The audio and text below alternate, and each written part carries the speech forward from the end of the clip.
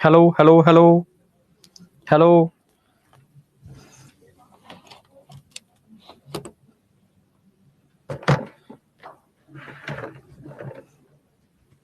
Hello hello बेटा। Hello, I am audible. बेटा I am Audible. सुन पा रहे हो? सुन पा रहे हो? Good morning all of you. Good morning, good morning, good morning, good morning all of you. तो बेटा स्टार्ट करते हैं आज बॉडी फ्लूइड एंड सर्कुलेशन का लेक्चर नंबर 3। ठीक है, 2 लेक्चर में क्या हो गया था क्विकली एकदम ब्रेन मैपिंग करके ब्रेन में सेट कराते हैं, फिर कंटिन्यू करते हैं लेक्चर 3 से। ठीक है, आज ब्लड वाला पार्ट पूरा कंप्लीट हो जाएगा और लिम्फ वाला पार्ट भी आज कंप्लीट हो जाएगा। ठीक है, यानी फ्लूइड वाला पार्ट हमारा एकदम कंप्लीट है। अब हार्ट और ब्लड वेसल्स वाला पार्ट बचेगा आज के बाद। ठीक है, तो मुझे लगता है ब्लड वेसल्स हम कल करा देंगे और कल हार्ट का बेसिक स्टार्ट कर देंगे सारा। ठीक है, तो और सैटरडे को हम वो भी लगभग हार्ट का काफी पार्ट खत्म हो जाएगा, यानी एक क्लास और लगेगी उसके बाद हार्ट के अंदर। क्लियर है बिल्कुल? Next week. ओके चलो ठीक है, टेस्ट देते रहना अच्छी तरीके से, सेल्फ मोटिवेटेड रहना, किसी की जरूरत नहीं पड़नी चाहिए आपको। ठीक है, और अपने टारगेट अपने गोल को फोकस करना। ठीक है, अब क्विकली रिवीजन करते हैं क्योंकि रिवीजन जरूरी है। रिवीजन से पूरा लास्ट वीक का एकदम ब्रेन में सेट हो जाएगा। ठीक है, ओके ओके ओके बीएमएस। ठीक है, तो सबसे पहले हमने बात की थी किसकी? ब्लड की। अगर हम ब्लड की बात करते हैं तो ब्लड के केस में आपको ध्यान रखना होगा कि it is a fluid connective tissue. ठीक है, जिसका ओरिजिन मीजोडर्मल था। ओरिजिन क्या था? मीजोडर्मल था, पहली बात। ठीक है, दूसरा हमने इसके केस में बताया था, ठीक है, कि भाई ब्लड का वॉल्यूम मेल में क्या होता है और फीमेल में क्या होता है। मेल में अप्रोक्सीमेटली 5 से लेके 5.5 के आसपास बोल सकते हो लीटर होता है। ठीक है, जो बॉडी वेट का 8% होना चाहिए। फीमेल में लगभग 4 से 4.5 के आसपास, जो बॉडी वेट का अप्रोक्सीमेटली 7% होना चाहिए। फीमेल में थोड़ा कम होता है क्योंकि मेंस्ट्रुअल के टाइम कुछ ब्लड लॉस भी होता है। ठीक है, और मेल के पास टेस्टोस्टेरोन होता है जो एराथ्रोपोइसिस को ज्यादा बेहतर इंड्यूस करता है कंपैरेटिव फीमेल। क्लियर है बिल्कुल? तो बहुत सारे कारण हैं इसके। ठीक है, और हम बात करते हैं अगर पीएच ऑफ ब्लड, तो ब्लड की पीएच को आपको ध्यान रखना है कि जहां CO2 का लेवल ज्यादा होगा वहां H आयन ज्यादा होंगे, जहां H आयन ज्यादा होंगे वहां ऑटोमेटिकली पीएच कम हो जाएगी, यानी एसिडिक की तरफ मूव करेंगे क्योंकि H आयन एसिडिटी के लिए रिस्पॉन्सिबल होते हैं। क्लियर बिल्कुल? तो CO2 कहां ज्यादा होगी?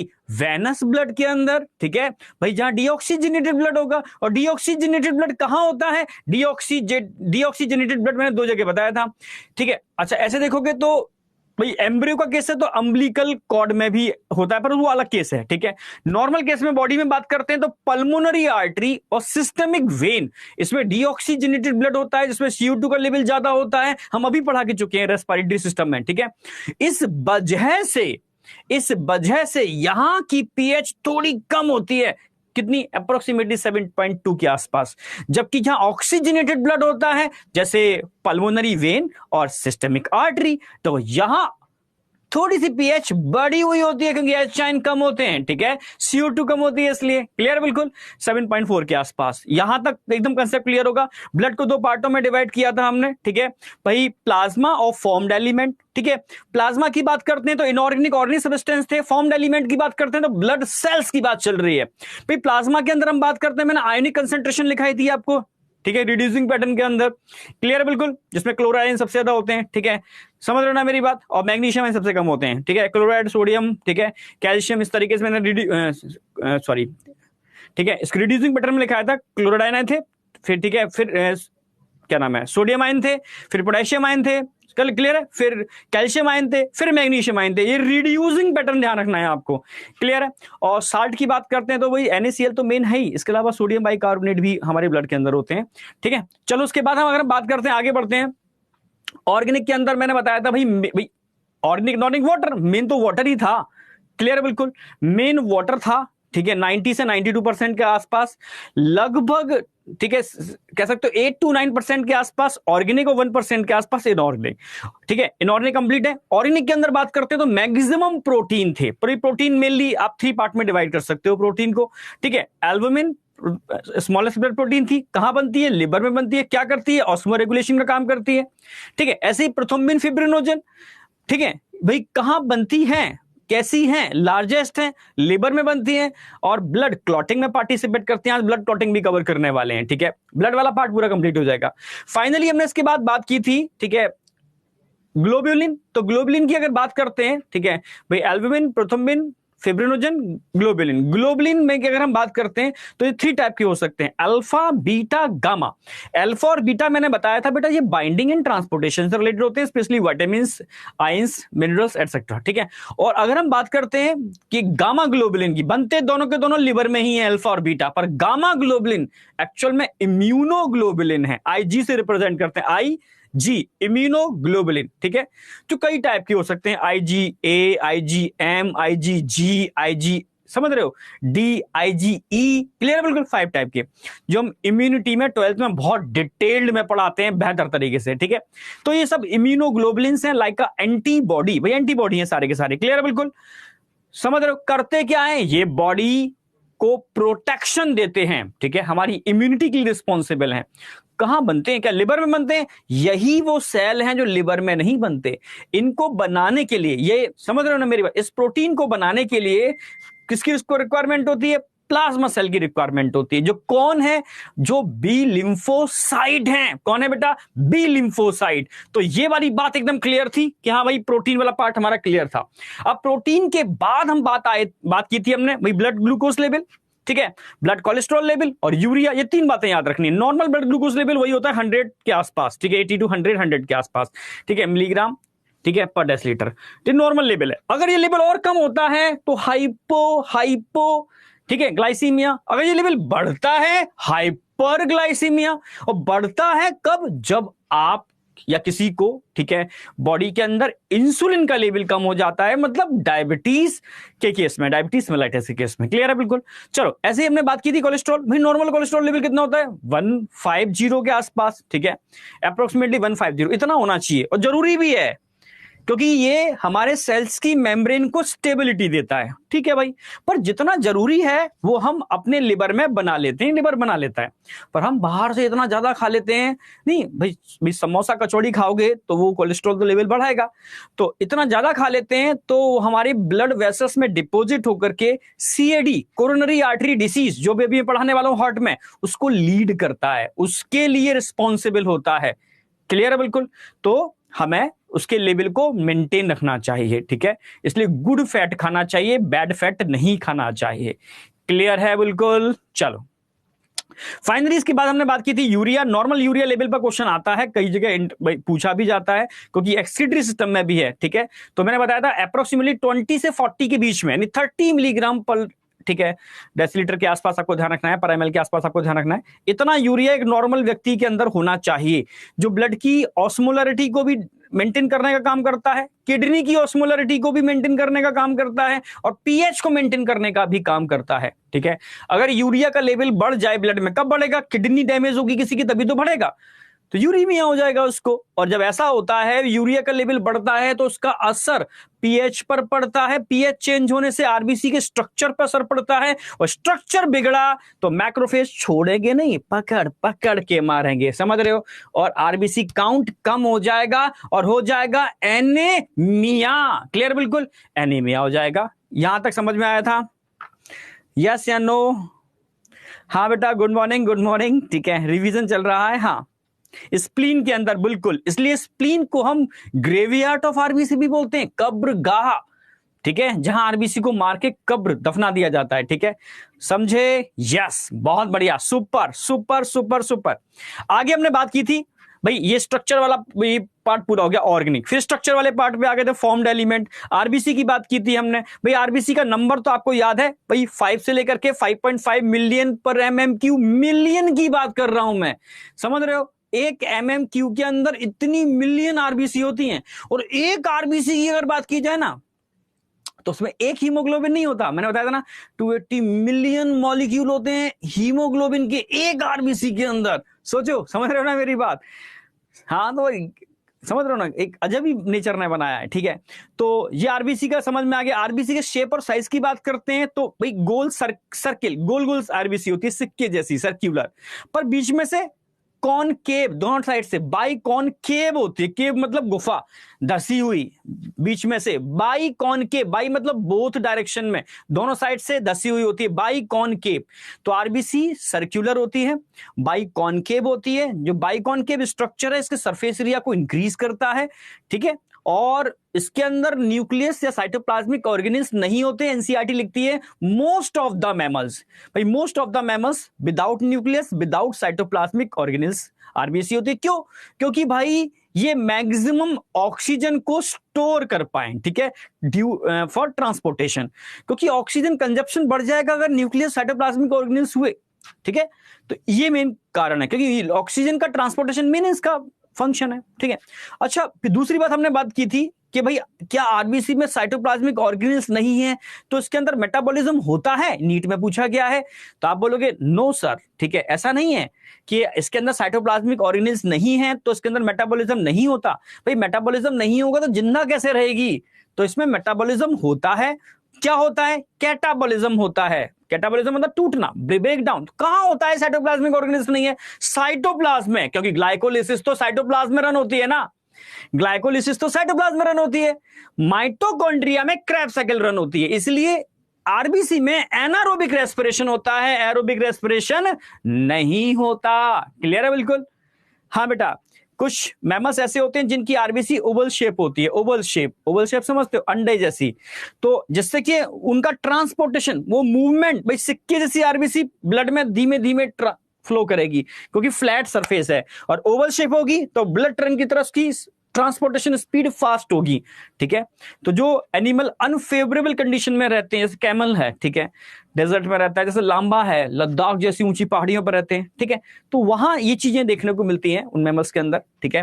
चलो, साइज एंड शेप वाला कंसेप्ट क्लियर हो गया। अच्छा, आरबीसी बनती कहां है? आरबीसी का रॉ मटेरियल क्या है? आरबीसी को मैच्योर कौन करता है? ये वाली बात आपको पता होनी चाहिए। आरबीसी भाई पता है आपको, इनिशियल फेज में जब बॉडी के ऑर्गन नहीं बने होते हैं तो यॉर्क सैक में बनती है, आगे जाकर के लिवर, स्प्लीन, ठीक है, आप समझ रहे हो, इन सब के अंदर आरबीसी बनती है, ठीक है। फिर कब तक? जब तक कि बोन मैरो नहीं बनता, और बोन मैरो एक बार बन जाए फिर रेड बोन मैरो इसका परमानेंट घर होता है। और आरबीसी को बनाता कौन है? स्टेम सेल, ठीक है। स्टेम सेल पहले यहां होते हैं, फिर वहां होते हैं, फिर वहां होते हैं, लास्ट में अपने परमानेंट घर में शिफ्ट हो जाते हैं, रेड बोन मैरो।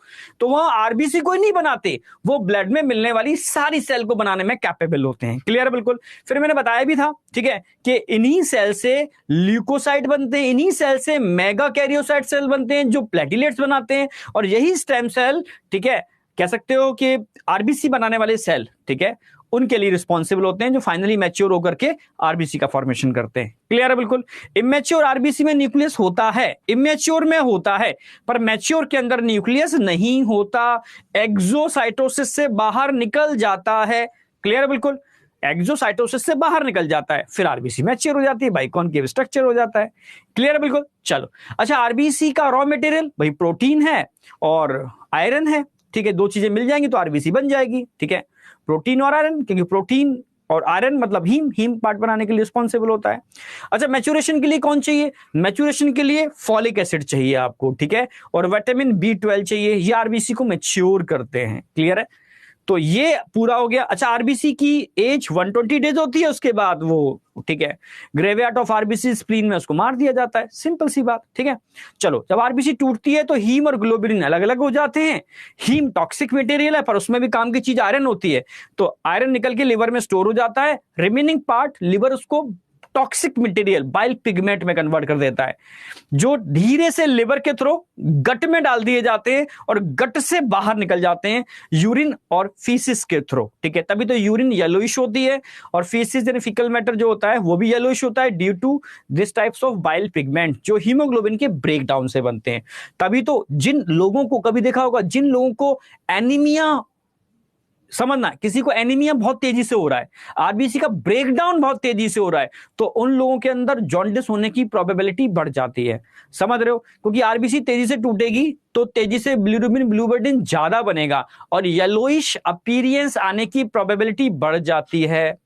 जानते हो ये वाली बात? हाँ, तभी तो जो बच्चा जन्म लेता है, आपको पता होगा शायद, जन्म लेने के बाद जन्म लेने के बाद हर बच्चे को एक जॉन्डिस होती है, तो लोग क्या करते हैं, धूप दिखा के आओ भाई, बच्चे को धूप दिखाओ जा करके, ठीक है। तो पूछो भाई क्यों दिखा रहे हो, भाई इसको पीलिया होने के लक्षण है। तो हर बच्चे को ये पीलिया जॉन्डिस क्यों होता है, क्योंकि एम्ब्रियोनिक स्टेज में नेचर ने उसको अलग टाइप का हीमोग्लोबिन दिया था, फीटल हीमोग्लोबिन, समझ रहे हो, जिसमें बीटा की जगह गामा चेन थी, दो अल्फा दो गामा चेन, ठीक है, बीटा चेन नहीं होती है।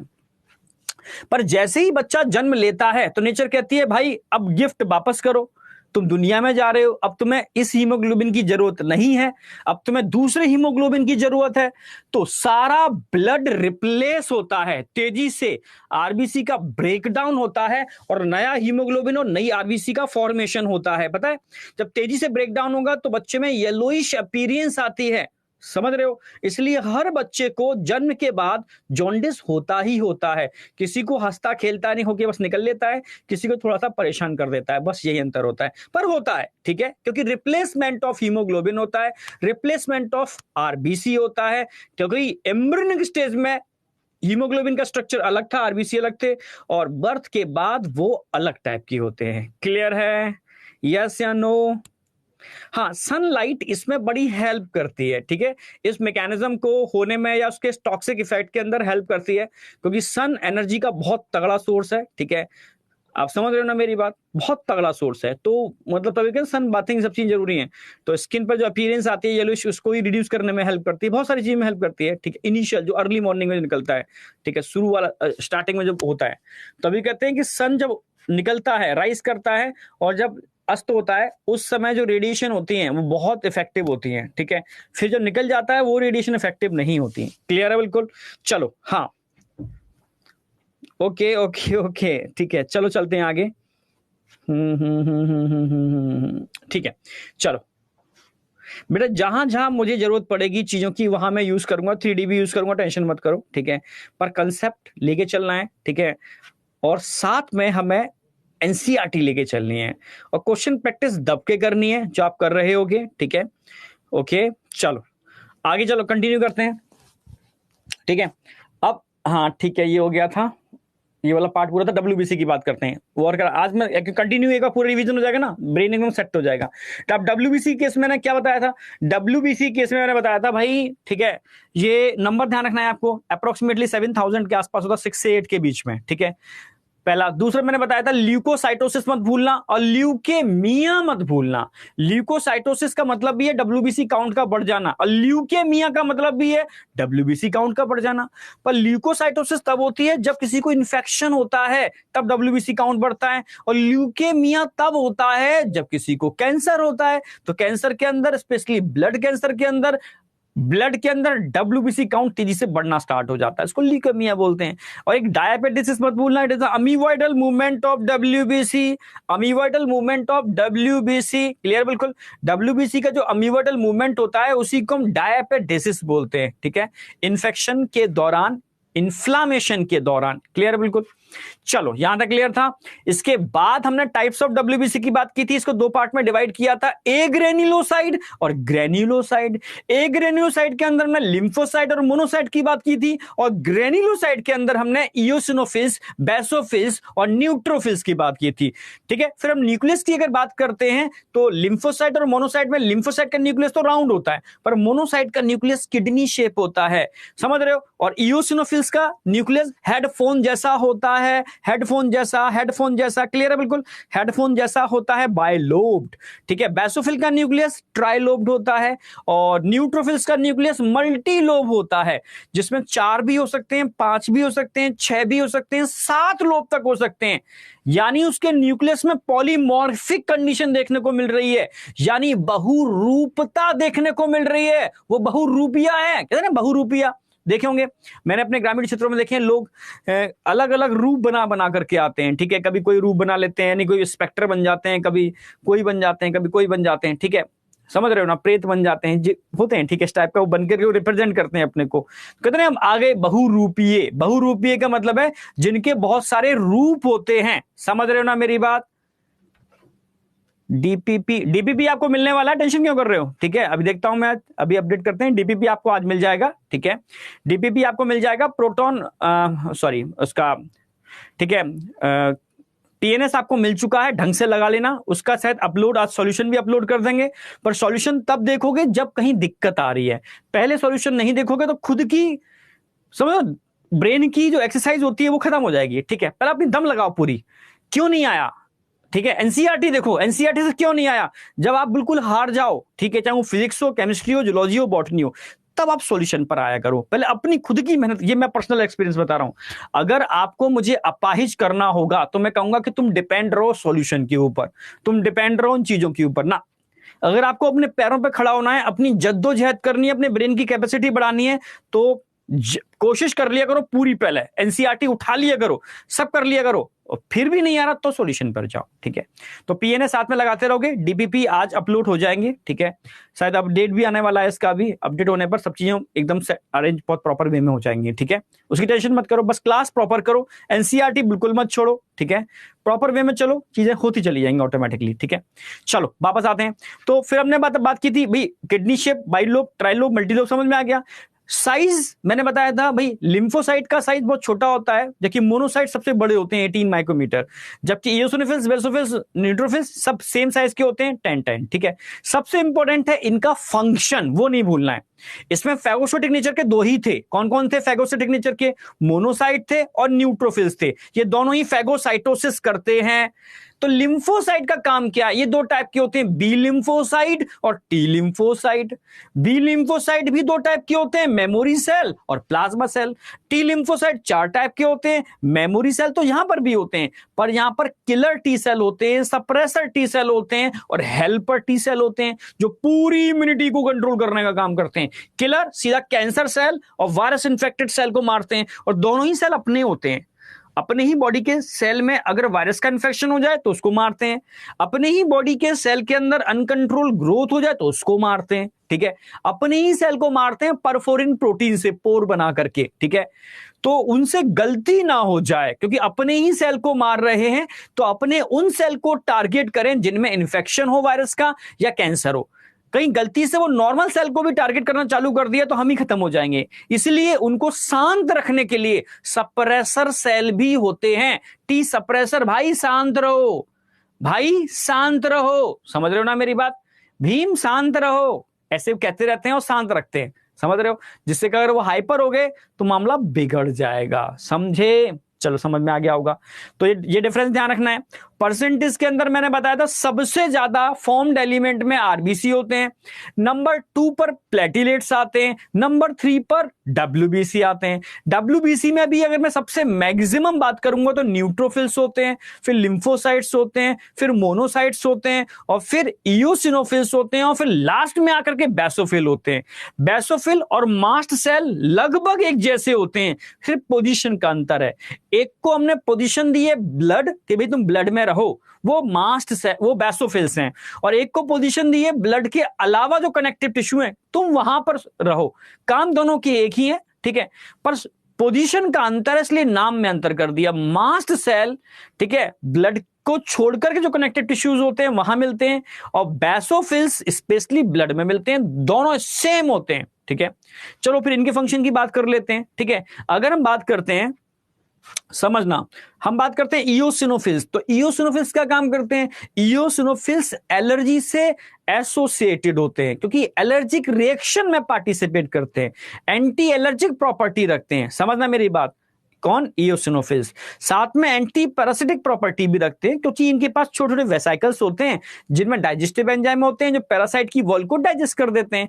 ऐसे वेसाइकल्स भी होते हैं जिनमें एक एंजाइम होता है हिस्टामिनेज, और हिस्टामिन एलर्जी कॉज करता है, तो हिस्टामिनेज एंजाइम हिस्टामिन के प्रभाव को खत्म कर देता है, इसलिए एलर्जी नहीं हो पाती, क्योंकि हमारे पास इयोसिनोफिल्स हैं। ठीक है, इनको एसिडोफिल्स भी बोलते हैं, क्योंकि इनको रंगने के लिए, स्टेन करने के लिए हम एसिडिक स्टेन इयोसिन को यूज करते हैं। क्लियर? बिल्कुल।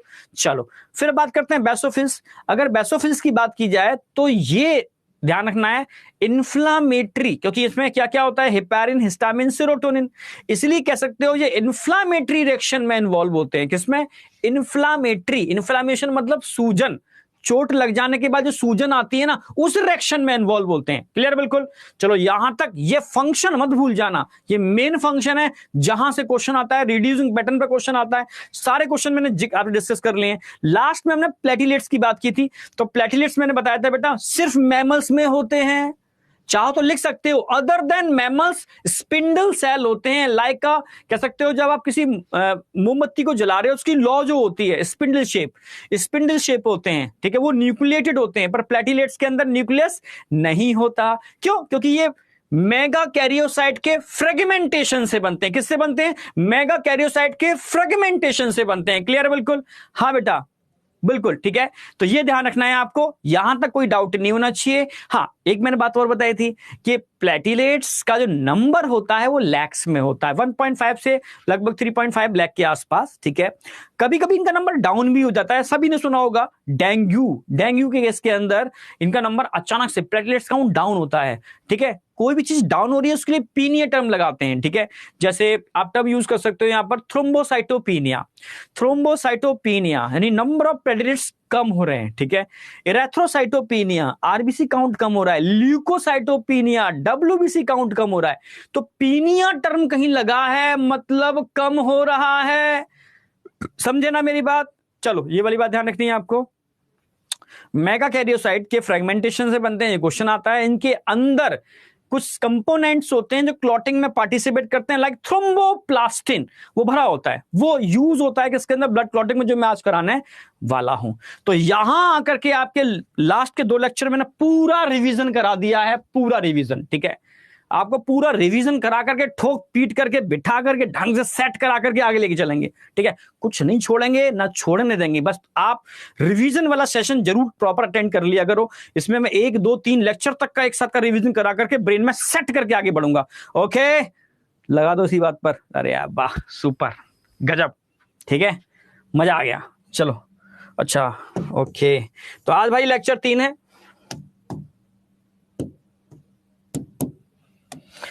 हाँ आज ब्लड का पार्ट 2 कर देते हैं, पार्ट 2, ठीक है। यानी यहां आकर के ब्लड हमारा कंप्लीट हो जाएगा, और पर हम लिम्फ भी कराने वाले हैं आज, ठीक है। Blood and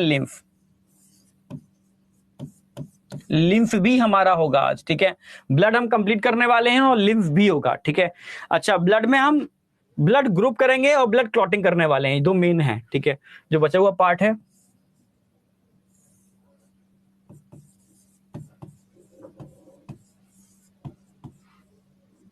blood group and blood clotting,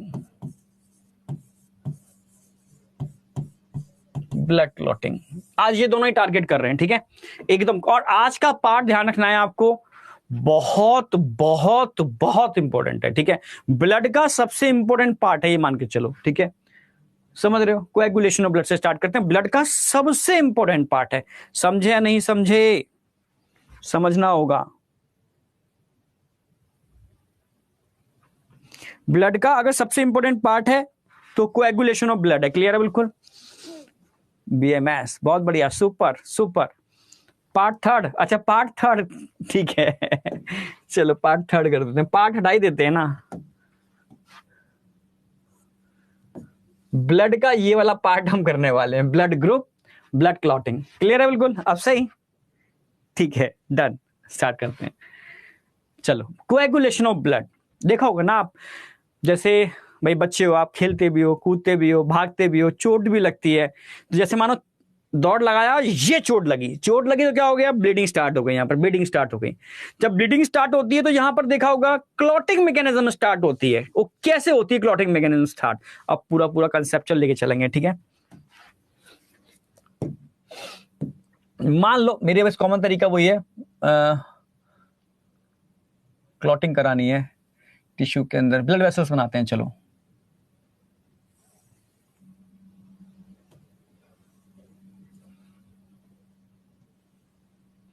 diagram मुझे अच्छा सा लगता है इसलिए, ठीक है। मानो ब्लड वेसल्स है भाई, ब्लीडिंग कब होगी? जब आपकी वेसल्स डैमेज होंगे तभी तो ब्लीडिंग होगी। वेसल्स डैमेज होंगे, वेसल्स टूटेंगे बेटा, तभी खून बाहर निकलेगा, ठीक है। तो भाई वेसल्स जब टूटते हैं तो वेसल्स के अंदर क्या होता है? अंदर बहुत कुछ होता है, ब्लड आरबीसी तो होते ही हैं, पर साथ में प्लेटिलेट्स भी होते हैं। जब ब्लीडिंग होती है तो इन्फ्लामेशन होता है, वहां पर डायलेशन हो जाता है, और धीरे धीरे यहां पर प्लेटिलेट्स, ब्लड में कौन होते हैं? प्लेटिलेट्स। जो प्लेटिलेट्स तेजी से भाग रहे थे वो धीरे धीरे यहां पर डिपॉजिट होना स्टार्ट हो जाते हैं। जहां पर ब्रेक होता है, ब्लीडिंग होती है, वहां पर डिपोजिशन ऑफ प्लेटिलेट्स स्टार्ट हो जाता है। जो ब्लड में थे, ब्लड में थे प्लेटिलेट्स, ब्लड में थे, ब्लड में थे, ब्लड में थे, ब्लड में थे, फ्लोट कर रहे थे। समझना।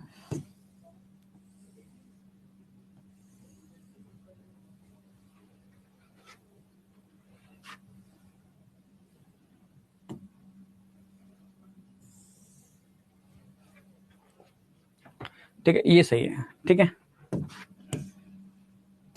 मान लो ये ब्लीडिंग ऐसे हो रही है, कलर चेंज करते हैं। मान लो ये ब्लीडिंग ऐसे हो रही थी, ब्लड फ्लो कर रहा था, ये प्लेटिलेट्स हैं। ठीक है, समझ रहे हो?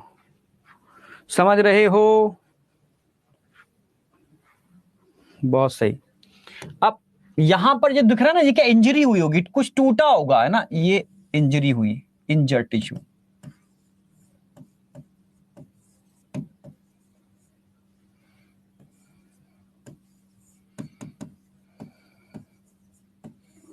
Injured tissue. अगर टिश्यू में इंजरी होगी, आप समझना, अगर टिश्यू के अंदर इंजरी होगी तो ब्लीडिंग होगी। ठीक है, हाँ, टिश्यू में इंजरी होगी तो ब्लीडिंग होगी। पर जो इंजर्ड टिश्यू होते हैं ना, ये भी रिलीज करते हैं थ्रोम्बोप्लास्टिन रिलीज, थ्रोम्बोप्लास्टिन।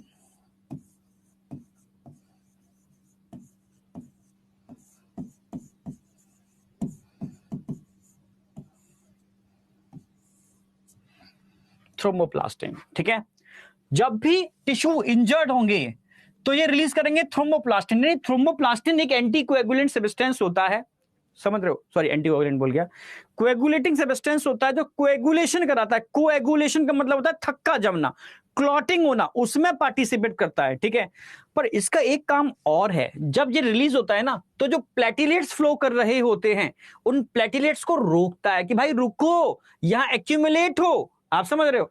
तो यहां पर क्या होगा? डिपोजिशन ऑफ प्लेटिलेट्स होगा। ये थ्रोम्बोप्लास्टिन क्या काम करेगा? इन प्लेटिलेट्स से कहेगा कि भाई रुको, जरूरत है तुम्हारी यहां पर। ठीक है, भाई रुकती है वो सारी सारी प्लेटिलेट्स, डिपोजिट होना चालू हो जाती है यहां पर। ठीक है, ये क्या हो गया? Deposition of platelets.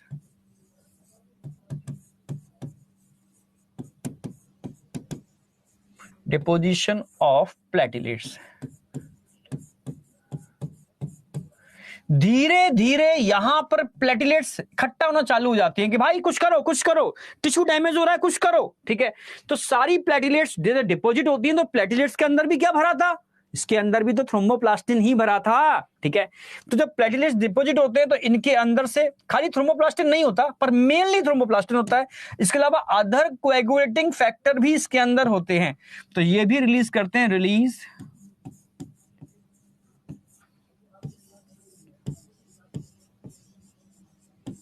Thromboplastin etcetera, और भी चीजें होती हैं। ठीक है, तो भाई थ्रोम्बोप्लास्टिन यहां से भी निकल रहा है और थ्रोम्बोप्लास्टिन यहां से भी निकल रहा है। दोनों ही जगह से थ्रोम्बोप्लास्टिन रिलीज हो रहा है। समझ पा रहे हो? समझ पा रहे हो? हाँ बेटा, थ्रोम्बोप्लास्टिन बिल्कुल सही, थ्रोम्बोप्लास्टिन बिल्कुल सही, थ्रोम्बोप्लास्टिन। तो थ्रोम्बोप्लास्टिन, ठीक है, यहां दोनों जगह से ही रिलीज हो रहा है। ठीक है, दोनों जगह से ही रिलीज हो रहा है।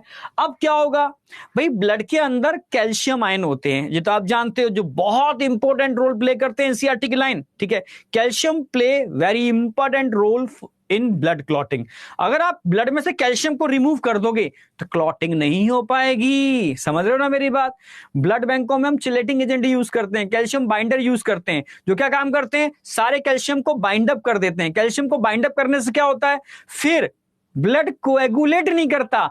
तो ब्लड बैंकों में अगर आपको ब्लड को बहुत समय तक रोकना है तो चिलेटिंग एजेंट डाल दो ब्लड के अंदर, कैल्शियम बाइंडर डाल दो। कैल्शियम बाइंडर डाल दोगे तो क्या होगा? कैल्शियम बाइंडर डालते ही कोएगुलेशन, क्लॉटिंग की मैकेनिज्म स्टॉप हो जाएगी। समझ रहे हो मेरी बात? ठीक है। तो यहां पर जो थ्रोम्बोप्लास्टिन है ये खतरनाक काम करता है, ये एक एंजाइम कॉम्प्लेक्स होता है, उसको एक्टिवेट करता है, जो क्लॉटिंग को इंड्यूस करता है, पर किसके साथ मिलकर के? Calcium ion. अगर कैल्शियम आयन नहीं है तो वो नहीं काम नहीं हो पाएगा आगे, ठीक है।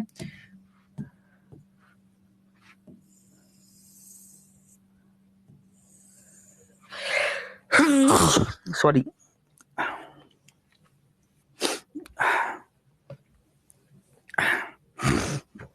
सॉरी, है ना। अब बात किसी कर रहे हैं? Calcium ion. तो कैल्शियम आयन की प्रेजेंस में, कैल्शियम आयन की प्रेजेंस में ये डाइवेलेंट आई है। कैल्शियम आयन की प्रेजेंस में जो थ्रोम्बोप्लास्टिन, थ्रोम्बोप्लास्टिन एक्टिवेट करता है एक एंजाइम कॉम्प्लेक्स को, एक एंजाइम कॉम्प्लेक्स को, उसको बोलते हैं प्रोथ्रोम्बिनेज या थ्रोम्बोकाइनेज, ठीक है। तो क्या काम करेगा? एक्टिवेशन ऑफ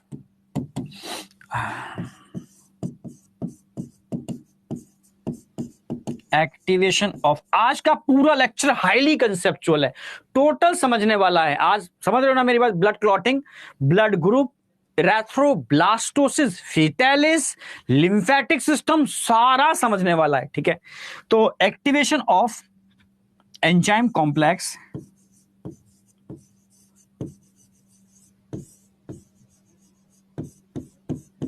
पूरा कॉम्प्लेक्स होता है, ठीक है। कौन सा enzyme complex? Enzyme complex prothrombinase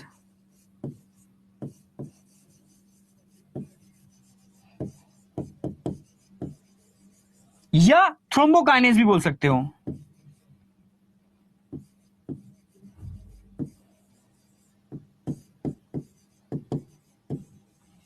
thrombokinase भी बोल सकते हो, पर इसका जो एक्टिवेशन होता है ना, एक कैस्केड सिस्टम के थ्रू। कैस्केड समझते हो? जैसे समझो, ठीक है। एक्टिवेशन ऑफ एंजाइम कॉम्प्लेक्स, कौन सा एंजाइम कॉम्प्लेक्स? प्रोथ्रोम्बिनेज या थ्रोम्बोकाइनेज। थ्रो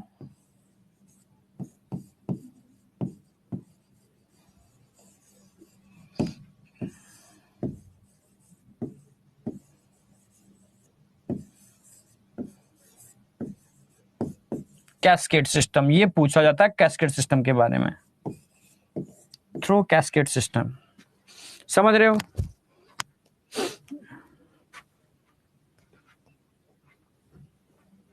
समझ पा रहे हो मेरी बात?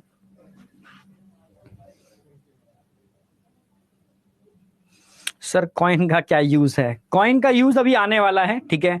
कुछ चीजें लॉन्च होंगी, उसमें आप कॉइन यूज कर सकते हो, वो एक्टिवेट होगा अभी, ठीक है। तो उसमें आप इसको यूज करोगे, ठीक है। बहुत सारी चीजें यूज होंगी, ठीक है। कॉइन से आप कोई चीज परचेज करनी, कॉइन का मतलब है शायद वो एक तरह समझो कि प्राइस पे इफेक्ट पड़ता है, कुछ वही है। मतलब कॉइन परचेजिंग वाला कंसेप्ट ही है इसके अंदर भी, कॉइन में भी मतलब पर्टिकुलर इतना इतना कुछ होता है। मतलब जैसे अभी समझ में आ जाएगा आपको, उसको एक्सप्लेन भी करेंगे। ये लोग एक्टिवेट करते हैं पहले एक बार, ठीक है। हाँ, एक्टिवेशन की बात चल रही थी, सुनो मेरी बात। जैसे मानो कोई ब्लड वेसल्स है, ये ब्लड वेसल्स है, ये ब्लड वेसल्स है,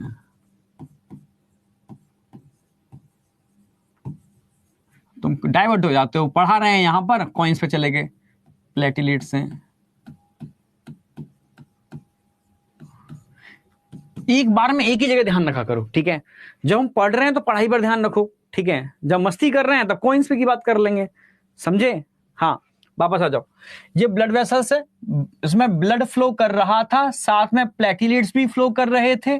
जब इंजरी हुई, इंजर्ड टिश्यू ने रिलीज किया थ्रोम्बोप्लास्टिन, इंजर्ड टिश्यू से रिलीज होता है। पर इंजर्ड टिश्यू क्या काम करते हैं? प्लेटिलेट्स के एक्यूमुलेशन को, डिपोजिशन को स्टिमुलेट करते हैं। इससे प्लेटिलेट्स का डिपोजिशन यहां पर स्टार्ट हो जाता है जहां पर इंजरी हुई है, समझ रहे हो? इंजर्ड टिश्यू है, ठीक है। जब प्लेटिलेट्स डिपोजिट होते हैं तो जो रिलीज करते हैं, रिलीज करेंगे, क्या रिलीज करेंगे यहां पर? थ्रोम्बोप्लास्टिन। यानी थ्रोम्बोप्लास्टिन के दो सोर्स हैं, एक और दूसरा, एटसेट्रा। और भी ढेर सारे क्लॉटिंग फैक्टर्स होते हैं जो रिलीज होते हैं, ठीक है। ये क्लॉटिंग फैक्टर कैल्शियम के साथ मिलकर के इसके साथ मिलकर के एक एंजाइम कॉम्प्लेक्स होता है। कौन सा एंजाइम कॉम्प्लेक्स? प्रोथ्रोम्बिनेज या थ्रोम्बोकाइनेज, इसको एक्टिवेट करते हैं। ठीक है, जब तक कैल्शियम नहीं होगा ये एंजाइम कॉम्प्लेक्स एक्टिवेट नहीं होगा। और ये एंजाइम कॉम्प्लेक्स जो एक्टिवेट होता है ना, एक कैस्केड सिस्टम के थ्रू होता है। कैस्केड सिस्टम समझते हो? कैस्केड सिस्टम समझो, ऐसे मानो ये रामू है, श्यामू है, मोहन है, शोहन है, समझ रहे हो ना मेरी बात? ये ऐसे सारे लोग खड़े हुए हैं। ठीक है, या मानो कोई स्विच है, ये कोई स्विच है, इसको ऑन करना है, तो मैं रामू को बोलूंगा तो रामू श्यामू को बोलेगा, ये आगे वाले को बोलेगा, ये आगे वाले को बोलेगा, ये आगे वाले को बोलेगा, ये आगे वाले को बोलेगा, ये आगे वाले को बोलेगा, तब जाकर के स्विच ऑन होगा। यही मैकेनिज्म है। अगर इनमें से एक भी गायब हो गया ना, एक भी बीच में से गायब हो गया, तो ये मैकेनिज्म कंप्लीट नहीं हो पाएगी, स्विच ऑन नहीं होगा। समझ रहे हो? कैस्केड का मतलब है जिसमें कई इंटरमीडिएट पार्ट लेते हैं और इसमें हर स्टेप पर जो प्रोडक्ट बनता है वो अगली रिएक्शन के लिए कैटलिस्ट का काम करता है। भाई ये प्रोडक्ट बना, अगली रिएक्शन के लिए कैटलिस्ट ये है, ये प्रोडक्ट बना, अगली रिएक्शन के लिए कैटलिस्ट ये है। यानी अगली रिएक्शन तब होगी जब वो प्रोडक्ट कैटलिस्ट की तरह काम करेगा। यानी एक भी स्टेप अगर मिस कर गया तो आगे की रिएक्शन नहीं होगी। समझ रहे हो? इसलिए कहते हैं कि ब्लड क्लॉटिंग में 13 क्लॉटिंग फैक्टर काम करते हैं और कास्केड सिस्टम की तरह करते हैं, सिस्टमेटिक वे में, स्टेप बाय स्टेप। एक भी कम हो गया तो ये मैकेनिज्म नहीं होगी। ठीक है, तो यहां पर भी कैस्केड सिस्टम एप्लीकेबल हो रहा है जो इस एंजाइम कॉम्प्लेक्स को एक्टिवेट कर रहा है, और जब यह एंजाइम कॉम्प्लेक्स एक्टिवेट होता है तब स्टार्ट होती है ब्लड क्लॉटिंग मैकेनिज्म। समझे? यस, मॉड्यूल आप ले सकते हो। ठीक है, मॉड्यूल आप ऐप से ले सकते हो, ऑर्डर कर सकते हो मॉड्यूल को। जब आप मॉड्यूल को ऑर्डर करोगे, ठीक है, तो अभी डिस्काउंटेड रेट पर है, आप उसको इजीली, और टोटली एनसीईआरटी बेस्ड है, टोटली क्वेश्चन सारे एनसीईआरटी बेस्ड हैं उसके अंदर, जिससे एनसीईआरटी लाइन टू लाइन आप प्रैक्टिस कर पाओ। ठीक है, बिल्कुल नीट के लेटेस्ट पैटर्न के हिसाब से हैं। ठीक है, हाँ, अभी आप ऑर्डर करोगे, ठीक है, और फिर जुलाई से डिस्पैच करना स्टार्ट होगा। वो मतलब जो उनका प्रोसेस है वो डिस्पैच करना जुलाई से स्टार्ट कर देंगे। ठीक है, ओके। पीएनएस आपको मिलता जाएगा, फिर आगे जाकर के हम एसएनएस स्टार्ट करेंगे, 2-3 चैप्टर हो जाएं, जिससे कि आपका थोड़ा सा फिर कंटिन्यू स्टार्ट हो जाएगा मामला। ठीक है, हाँ, डीपीपी आपको कंटिन्यू मिलती जा रही है, एक चैप्टर कंप्लीट हो चुका है, इस चैप्टर की 2 डीपीपी आज अपलोड हो जाएंगी। ठीक है, आपको सॉल्व करनी है अब। ओके, चलो आगे चलते हैं। तो एक्टिवेशन ऑफ एंजाइम कॉम्प्लेक्स, कौन सा एंजाइम कॉम्प्लेक्स? Prothrombinase thrombokinase. भाई इसको हो गया एक्टिवेशन, हो गया एक्टिवेशन, अरे हो गया एक्टिवेशन। अब क्या काम करेगा जब प्रोथ्रोम्बिनेज या थ्रोम्बोकाइनेज? आगे आ जाओ, आगे आ जाओ। अब जब एंजाइम कॉम्प्लेक्स एक्टिवेट होगा ना, तो अब हमारे ब्लड में एक प्रोटीन होती है। ठीक है, अच्छा मैं इसे लिख देता हूं, प्रोथ्रोम्बिनेज या थ्रोम्बोकाइनेज।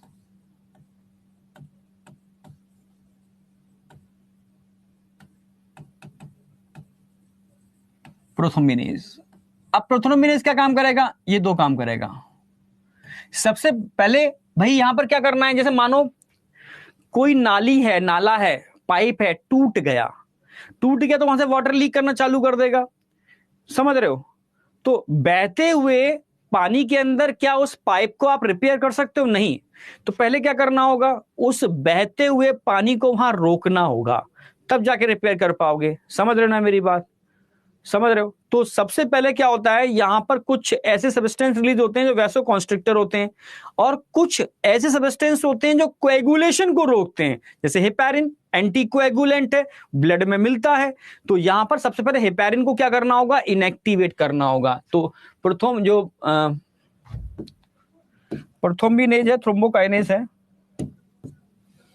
पहला काम क्या करेगा? फर्स्ट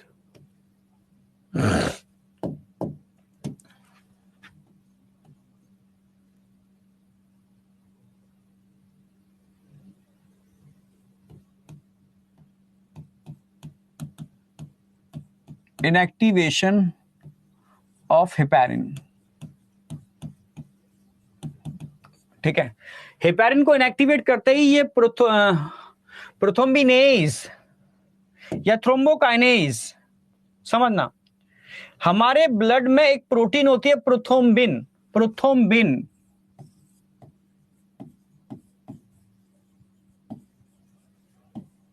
याद आ गया हो भाई, ब्लड प्रोटीन बताए थे मैंने, प्रोथ्रोम्बिन और फिब्रिनोजन बताए थे ना अभी मैंने, ब्लड प्रोटीन प्रोथ्रोम्बिन और फिब्रिनोजन।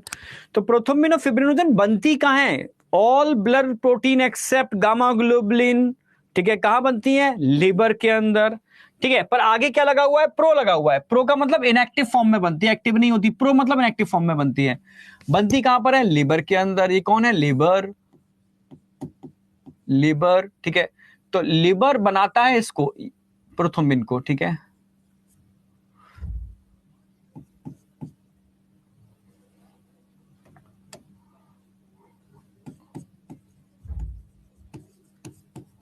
प्रोथ्रोम्बिन का फॉर्मेशन कहां होता है? लिवर में होता है। एक्टिव होती है इनएक्टिव? इनएक्टिव होती है।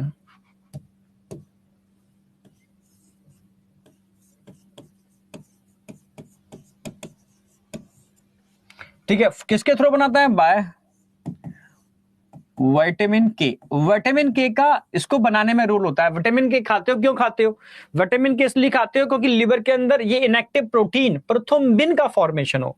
अच्छा, जब जरूरत पड़ती है तब यही प्रोथ्रोम्बिनेज, एज मतलब एंजाइम, ये इस प्रोटीन को एक्टिवेट करेगा। एक्टिवेट करेगा। एक्टिवेट कैसे करेगा? आगे से प्रो लगा दो, हटा दो, प्रो हटाते ही क्या बन जाएगा? थ्रोम्बिन बन जाएगी। प्रोथ्रोम्बिन कन्वर्ट इनटू थ्रोम्बिन, ये एक्टिवेट है। Inactive, active. जैसे ही ये एक्टिव होती है थ्रोम्बिन, तो ब्लड में एक प्रोटीन और बताई थी मैंने, फिब्रिनोजन। फिब्रिनोजन याद हो? फिब्रिनोजन।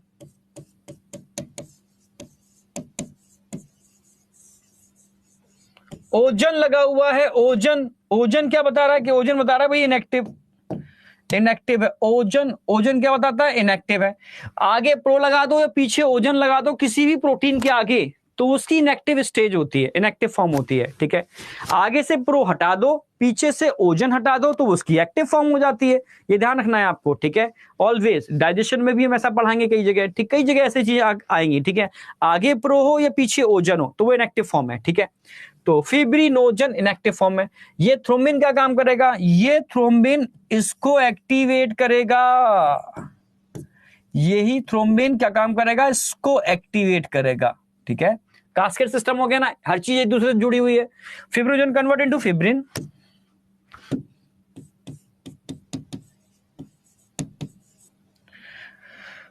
ठीक है, अगर फिब्रिन की बात करते हैं तो एक्चुअल में फिब्रिन है क्या? फिब्रिन एक तरीके से, मैं दोनों के बारे में लिख देता हूं, ये सॉल्युबल फाइबर होते हैं।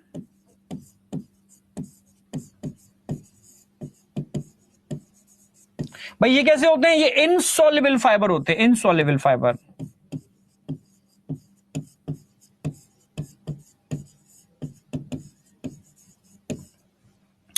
और जैसे आप जानते हो भाई, इनसॉल्युबल फाइबर क्या काम करेंगे? ये इनसॉल्युबल फाइबर धीरे धीरे एक नेटवर्क बनाएंगे। नेटवर्क, नेटवर्क इनसॉल्युबल फाइबर्स हैं, नेटवर्क बनाना स्टार्ट कर देंगे। इनसॉल्युबल फाइबर्स नेटवर्क बनाना स्टार्ट कर देंगे, ठीक है। और जैसे जैसे नेटवर्क बनता जाएगा, इसके अंदर डिफरेंट टाइप के ब्लड कंपोनेंट आकर के डिपॉजिट होना स्टार्ट कर देंगे।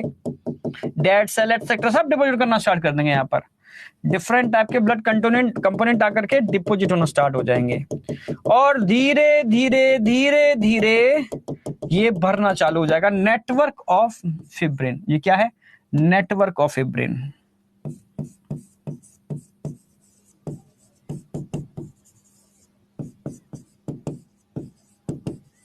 नेटवर्क ऑफ फिब्रिन, और धीरे धीरे ये भरना चालू हो जाएगा। धीरे धीरे ये भरना चालू हो जाएगा। तो भरना चालू हो गया, हो गया, ठीक है। पूरा नेटवर्क बनता, पैच बनता जा रहा है, ठीक है। और इसको बोलते हैं सॉफ्ट क्लॉट। ध्यान रखना है, यहां मैंने बताया भी था, मैंने बताया था सीरम क्या होता है। सीरम भाई, प्लाज्मा में से क्लॉटिंग फैक्टर निकाल दो भाई, यूज हो गए सारे क्लॉटिंग फैक्टर। अब बचेगा क्या यहां पर? यहां सीरम बचेगा, सीरम। कभी आपकी चोट लगती है, चोट लग कर देखा होगा, वो एक सॉफ्ट क्लॉट बन जाता है। उसके बाद जब हाथ रख के देखो ना, chip chip chip chip yellowish chip chip substance होगा, वो सीरम होता है। येलो कलर का चिप चिप चिप चिप, वो सीरम होता है, ठीक है, वो सीरम में दिखा दिया मैंने, ठीक है। और इसको हम क्या बोलते हैं, सॉफ्ट क्लॉट। ये क्या बन गया, ये बन गया सॉफ्ट क्लॉट। हाँ, ये सॉफ्ट क्लॉट एयर के कांटेक्ट में आता है, धीरे धीरे फिर ब्लैक कलर का हार्ड क्लॉट बन जाता है।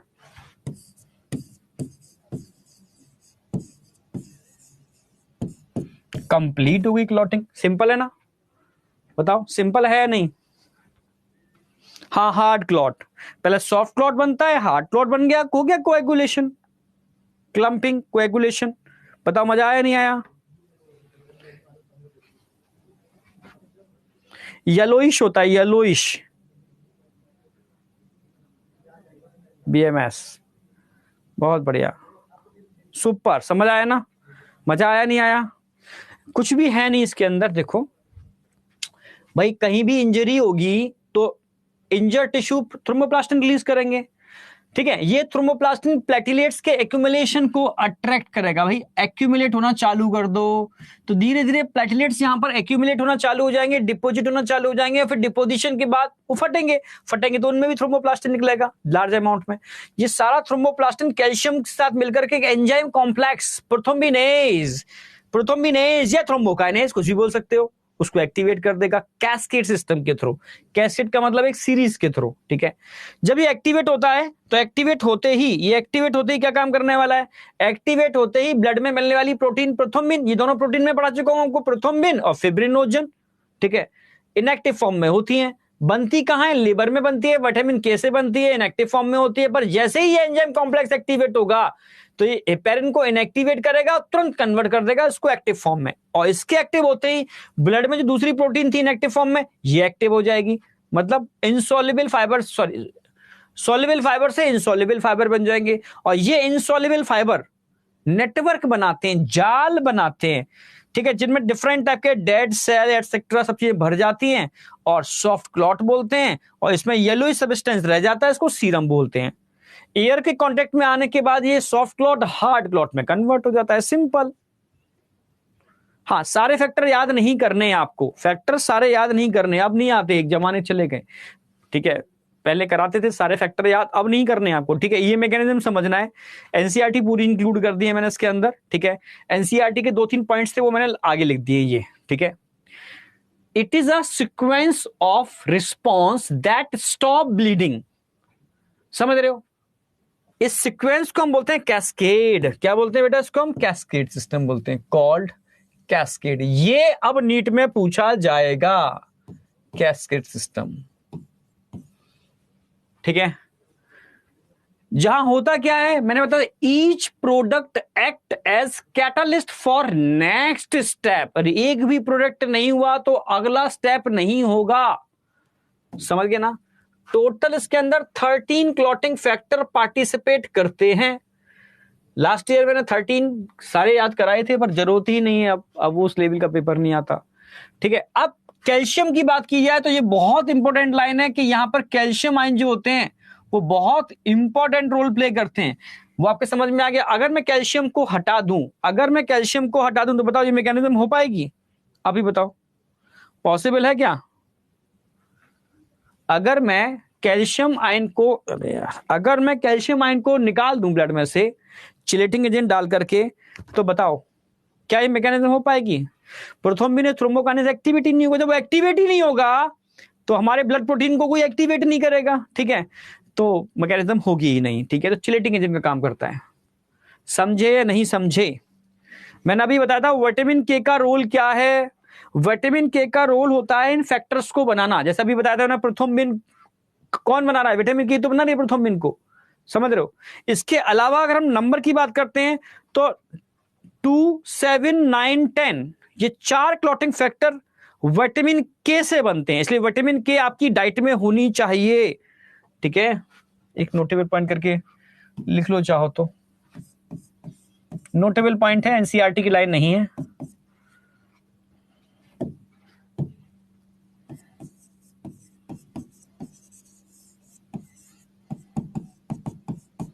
रोल ऑफ विटामिन के,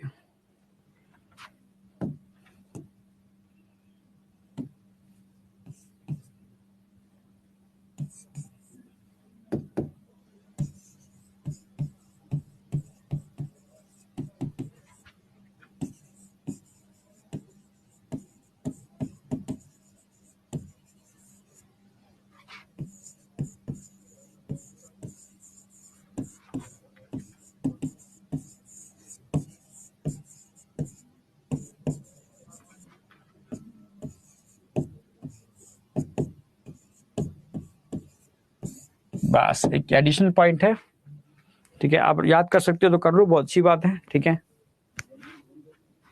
और मैक्सिमम सारे ब्लड क्लॉटिंग फैक्टर बनते कहाँ हैं? लिवर में बनते हैं, तो ये भी ऐड कर सकते हो।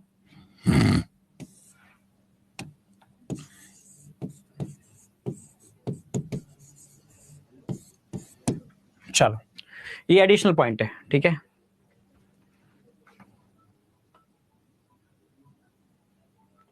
यहां तक समझ में आया, नहीं आया? Yes sir. डायबिटीज, अरे बार बार रिपीट क्यों करा रहे हो यार? इसमें है ही क्या, बताओ क्या है इसके अंदर, ठीक है। समझ में आया तो आग लगाओ फटाफट। सीरम क्या होता है यार? तुमने पहली क्लास ज्वाइन नहीं करी, मैंने सीरम बताया था ना। सीरम इज इक्वल टू क्या होता है?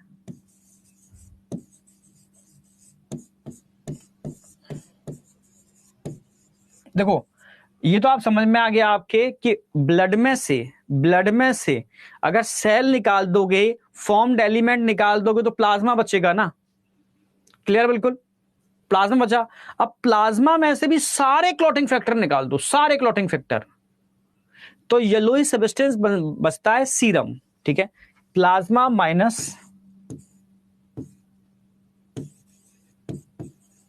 Blood clotting factor. अगर आप प्लाज्मा में से ब्लड क्लॉटिंग फैक्टर निकाल दोगे तो बचा हुआ सब्सटेंस क्या होगा?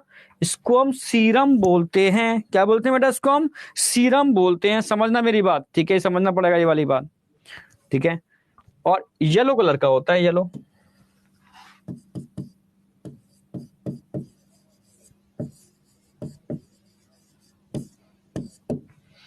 ठीक है। चोट वोट लगी होगी ना, चोट लगी होगी, देखा होगा ना कि येलो येलो कलर का सब्सटेंस निकल बसता है आपके वहां पर, उसको सीरम बोलते हैं। समझे? बहुत बढ़िया, सुपर, ऐसी आग लगनी चाहिए, गजब, बस मजा आ गया, ठीक है। अच्छा चलो आगे बढ़ते हैं। अच्छा ए भी, अच्छा कुछ नोटेबल पॉइंट लिखना चाहोगे? कुछ notable point, some anticoagulant, जैसे मैंने बताया था, जैसे हेपेरिन होता है, नेचुरल एंटी कोएगुलेंट है, हमारे ब्लड में मिलता है, ठीक है। जैसे वारफेरिन होता है, पर वारफेरिन पे क्वेश्चन नहीं आएगा, एक जमाने में बॉटनी में पढ़ाया जाता था, ठीक है। जैसे ईडीटीए होता है, ईडीटीए, ठीक है, ब्लड बैंकों में यूज करते हैं, चिलेटिंग एजेंट का काम करता है।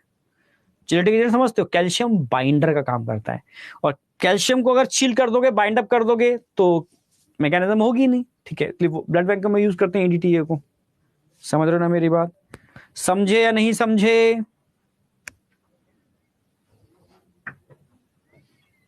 समझे या नहीं समझे?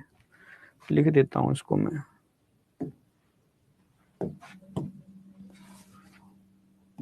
नोटेबल पॉइंट है, मतलब एडिशनल पॉइंट है। एडिशनल पॉइंट तो उनके लिखा रहा हूं जो थोड़ा चाहते हैं ऐसा, थोड़ा थोड़ा समझा, थोड़ी कुछ बातें बताओ एडिशनल उनके लिए, ठीक है।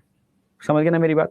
पुराने क्वेश्चन लगाओगे तो आपको इस कंसेप्चुअल क्वेश्चन मिल जाएंगे कि ऐसे क्वेश्चन ऐसा मिलेगा। एक कांच की टेस्ट ट्यूब है, उसमें ईडीटीए का सॉल्यूशन डाला, ठीक है, और ट्यूब को खाली कर दिया, ऐसा क्वेश्चन मिलेगा, मैंने देखा था, ठीक है।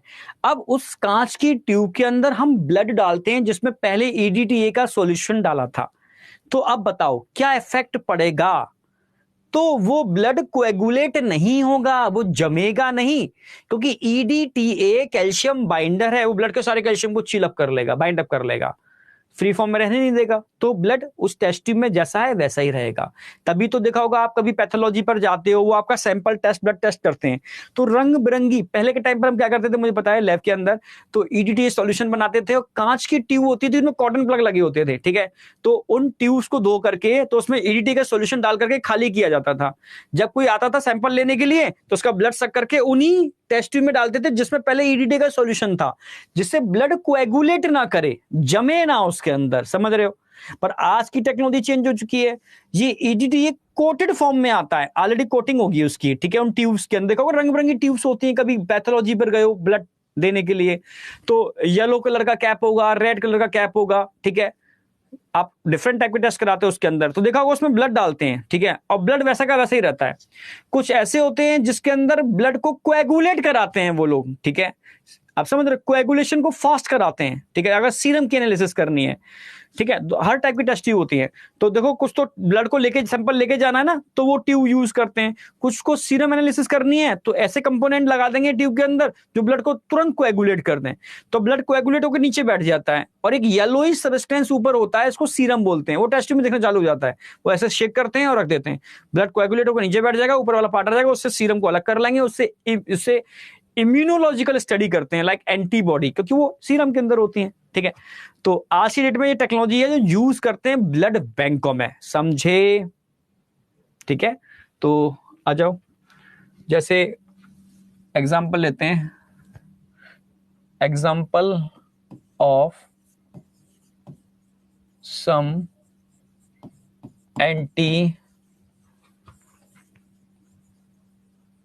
एंटीकोएगुलेंट। जैसे आप ले सकते हो ऐसे एग्जांपल, हेपारिन, नेचुरल एंटीकोएगुलेंट है, नेचुरल एंटीकोएगुलेंट।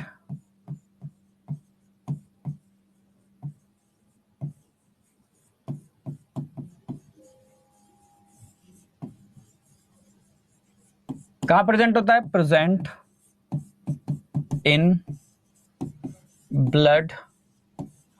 और कहां होता है? Mast cell, mast cells and basophils.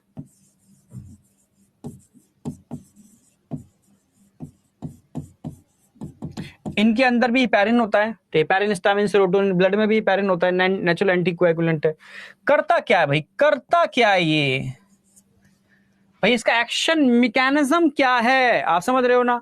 ये थ्रोम्बिन के फॉर्मेशन को ब्लॉक कर देता है। अगर थ्रोम्बिन नहीं होगा तो कोआगुलेशन होगा, ठीक है, ब्लॉक कर देता है, ब्लॉक।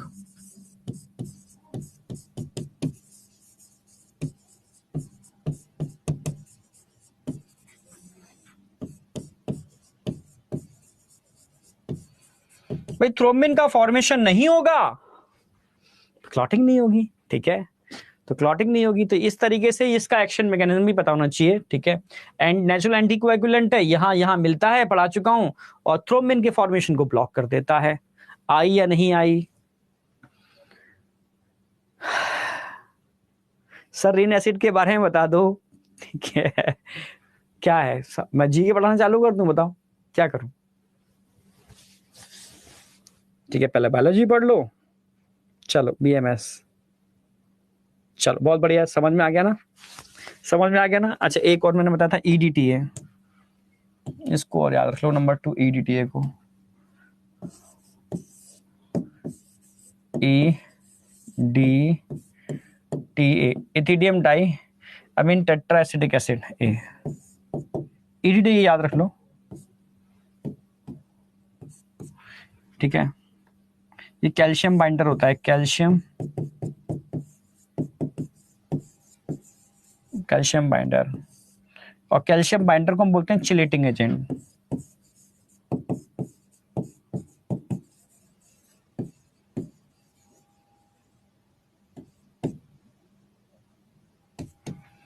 कहां पर यूज करते हैं?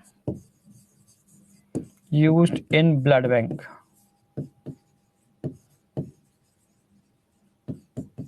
ब्लड बैंक होते हैं उनके अंदर यूज करते हैं उसको, ठीक है। बस बहुत है इतना, आगे आ जाओ। वेरी वेरी वेरी इंपॉर्टेंट, समझो मेरी बात भाई। ब्लड ग्रुप क्या होता है भाई? सभी ने चेक किया भाई, किसी का ब्लड ग्रुप ओ है, किसी का ए है, किसी का बी है, किसी का ए बी है, समझ रहे हो? फिर ये भी सुना होगा यार इसका ए है पर इसका ए पॉजिटिव है, इसका ए नेगेटिव है, इसका ओ पॉजिटिव है, इसका ओ नेगेटिव है। ये क्या है? Negative positive A B O, ये ब्लड ग्रुप सिस्टम है, ठीक है। पर हाँ कभी कभी आपने सुना होगा बॉम्बे ब्लड ग्रुप, ठीक है, सुना होगा ब्लड ग्रुप एन, ब्लड ग्रुप सुना होगा ना, ब्लड ग्रुप एन, ठीक है, एम एन, ये भी ब्लड ग्रुप होते हैं, पर रेयर ब्लड ग्रुप होते हैं। रेयर आपके सिलेबस में नहीं है, आपके सिलेबस में कॉमन ब्लड ग्रुप है। तो कॉमन ब्लड ग्रुप की अब बात करते हैं तो एबीओ सिस्टम होता है, एबीओ, ठीक है, एबीओ ब्लड ग्रुप सिस्टम जो आपके सिलेबस में है, जो मोस्ट कॉमन ब्लड ग्रुप है, जो सबके अंदर देखने को मिलता है, एबीओ ब्लड ग्रुप सिस्टम, ठीक है, हाँ दे रखा है एबीओ ब्लड ग्रुप सिस्टम। तो आप एबीओ ब्लड ग्रुप की बात करेंगे यहां पर, एबीओ सिस्टम। एबीओ जो ब्लड ग्रुप होते हैं, एबीओ ब्लड ग्रुप सिस्टम जो है, ये किस पर बेस्ड है? आप बोलोगे भाई 4 प्रकार के ब्लड हो सकते हैं इसके हिसाब से, और उनका जो डिफरेंशिएशन है वो किस पर बेस्ड होता है? 2 types of antigen, antigen A, antigen B, उसके प्रेजेंस और एब्सेंस के बेस पर आप एबीओ ब्लड ग्रुप को 4 टाइप में डिवाइड कर सकते हो, ठीक है। तो बेस्ड ऑन द प्रेजेंस और absence of 2 surface antigen on RBC A and B, ये क्वेश्चन आता है। एबीओ ब्लड ग्रुप किस पर बेस्ड है? 2 सरफेस एंटीजन, बेस्ड ऑन किस पर? 2 surface antigen, 2 surface antigen, surface से मिलने वाले एंटीजन कौन से? ए और बी। जैसे मान लो ये आरबीसी है, मान लो ये आरबीसी है, मान लो ये आरबीसी है, मान लो ये आरबीसी है, ठीक है, मान लिया आरबीसी।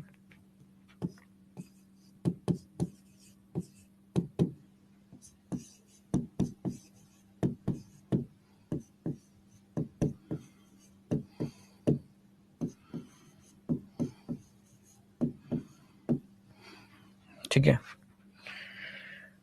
मानो आरबीसी की सरफेस पर ये एक ए एंटीजन है,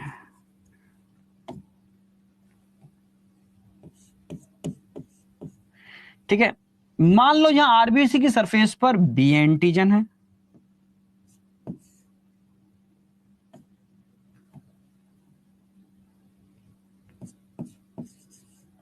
मान लो इस आरबीसी की सरफेस पर दोनों ही एंटीजन है, ए और बी दोनों ही टाइप के एंटीजन है।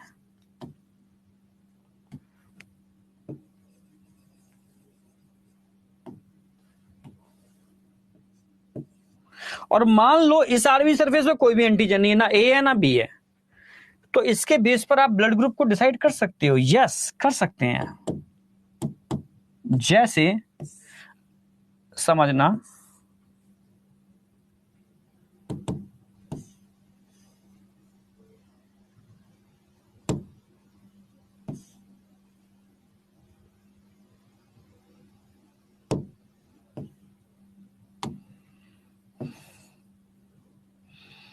समझने की कोशिश करना। जैसे मान लो किसी की आरबीसी की सरफेस पर सिर्फ एक ही एंटीजन है, ए, तो ब्लड ग्रुप क्या हो जाएगा? ए ब्लड ग्रुप हो जाएगा। ए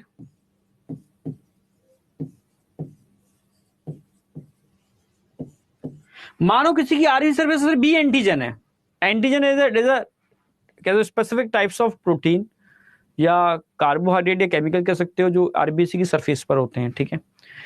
बी टाइप के एंटीजन है, तो ब्लड ग्रुप क्या बना दोगे? B blood group. यानी ब्लड ग्रुप किस पर डिपेंड करता है? Presence and absence of antigen, दोनों ही ये ब्लड एंटीजन है, ए बी ब्लड ग्रुप। ना ए एंटीजन है ना बी एंटीजन है, नहीं, जीरो एंटीजन है, मतलब O blood group.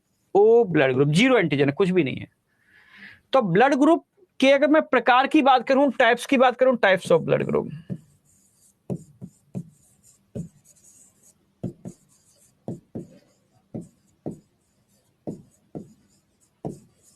Types of blood group. तो टाइप्स ऑफ ब्लड ग्रुप किस पर बेस्ड होता है? Types of blood group, presence और absence of 2 types of antigen, 2 types of antigen. इन 2 प्रकार के एंटीजन के प्रेजेंस और एब्सेंस के बेस पर आप ब्लड ग्रुप को 4 प्रकार में डिवाइड कर सकते हो।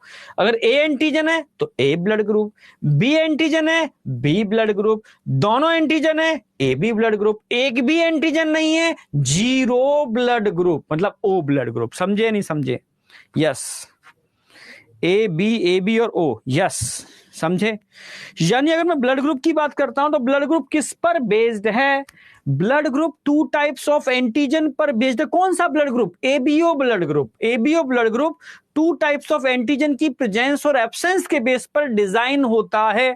आपके सामने, समझ रहे हो? Similarly the plasma of different individual contain two natural antibody.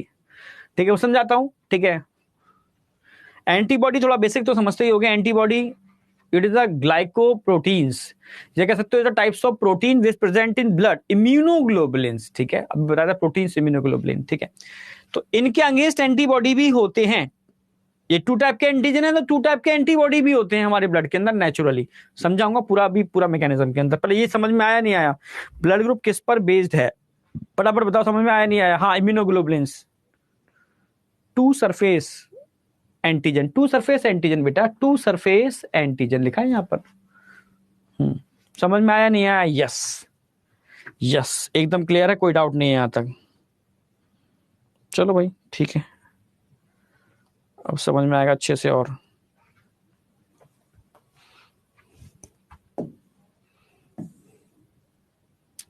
अच्छा, डोनर्स कंपेटेबिलिटी, इसको पहले कराने से पहले मैं एक चीज समझाऊं।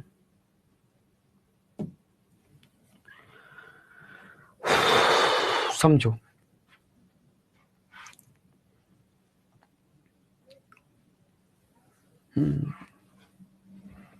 कंपेटेबिलिटी की पहले ये समझाता हूं मैं आपको। एक बात समझ में आ गई कि डोनर कंपेटेबिलिटी समझा रहा हूं।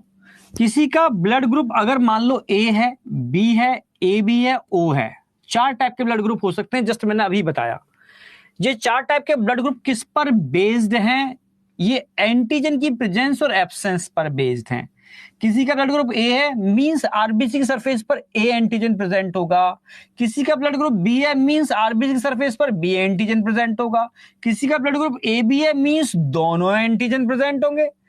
अगर ओ है मतलब कोई भी एंटीजन नहीं होगा। एक बात समझ में आ गई? इतना।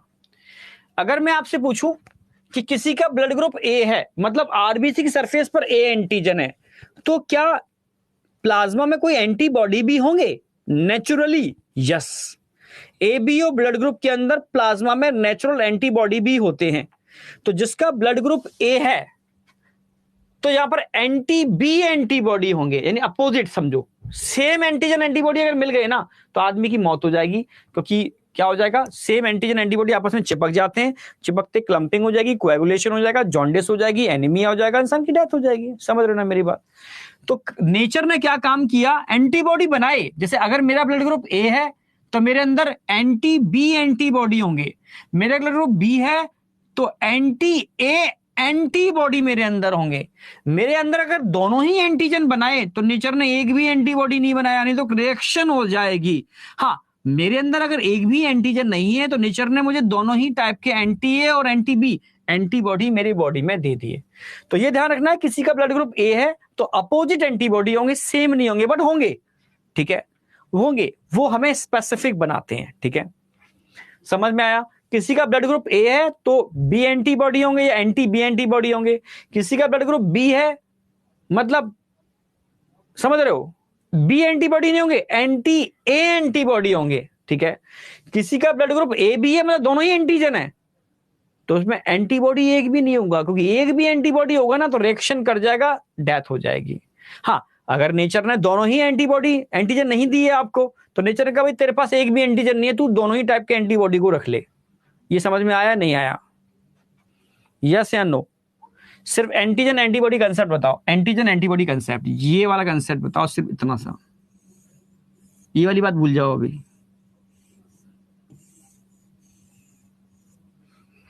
ये वाली बात भूल जाओ, यहां तक बताओ।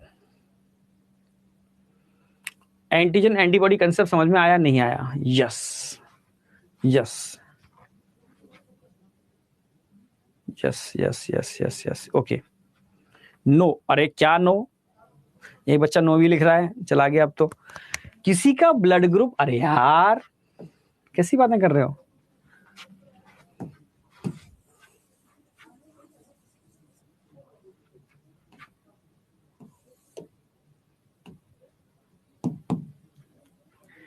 आरबीसी की सरफेस पर ए एंटीजन है तो ब्लड ग्रुप ए हो जाएगा, पर प्लाज्मा में जो एंटीबॉडी होंगे वो कौन से होंगे? अपोजिट वाले, बी एंटीबॉडी होंगे। सिंपल सी बात है।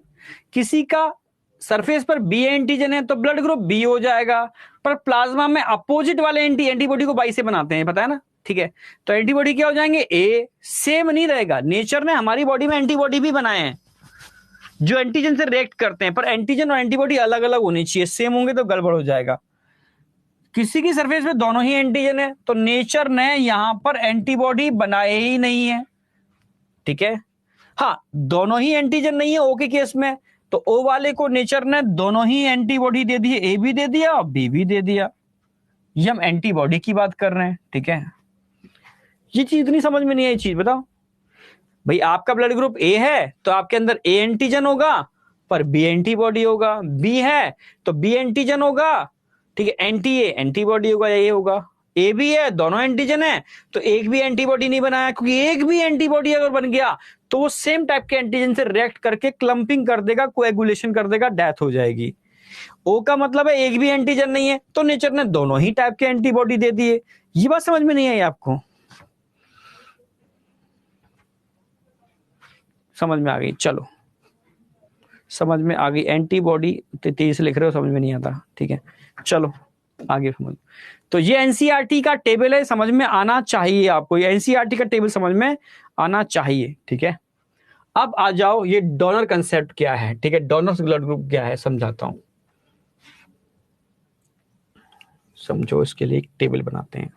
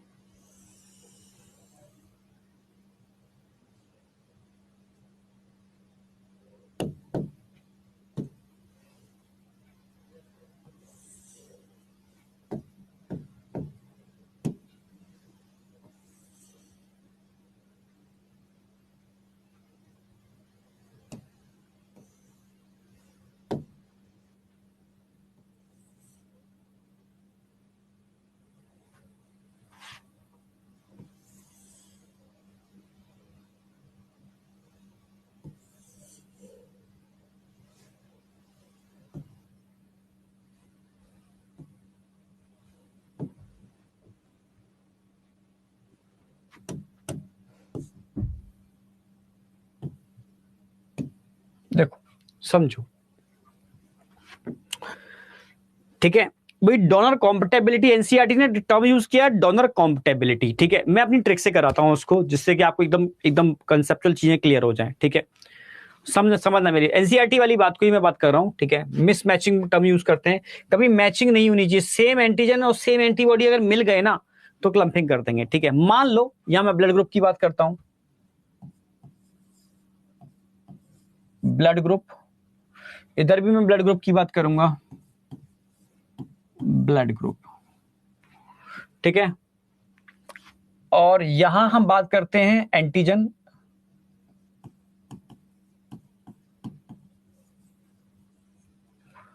ठीक है। यहां हम बात करेंगे एंटीबॉडी, समझना, ठीक है। यहां हम बात कर लेते हैं डोनर्स,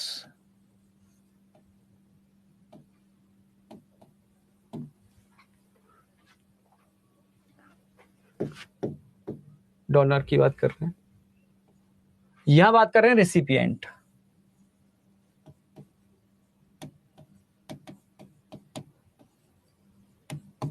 ठीक है। अब समझना मेरी बात, अगर मैं डोनर की बात कर रहा हूं तो चार टाइप के ब्लड ग्रुप हो सकते हैं। ब्लड ग्रुप,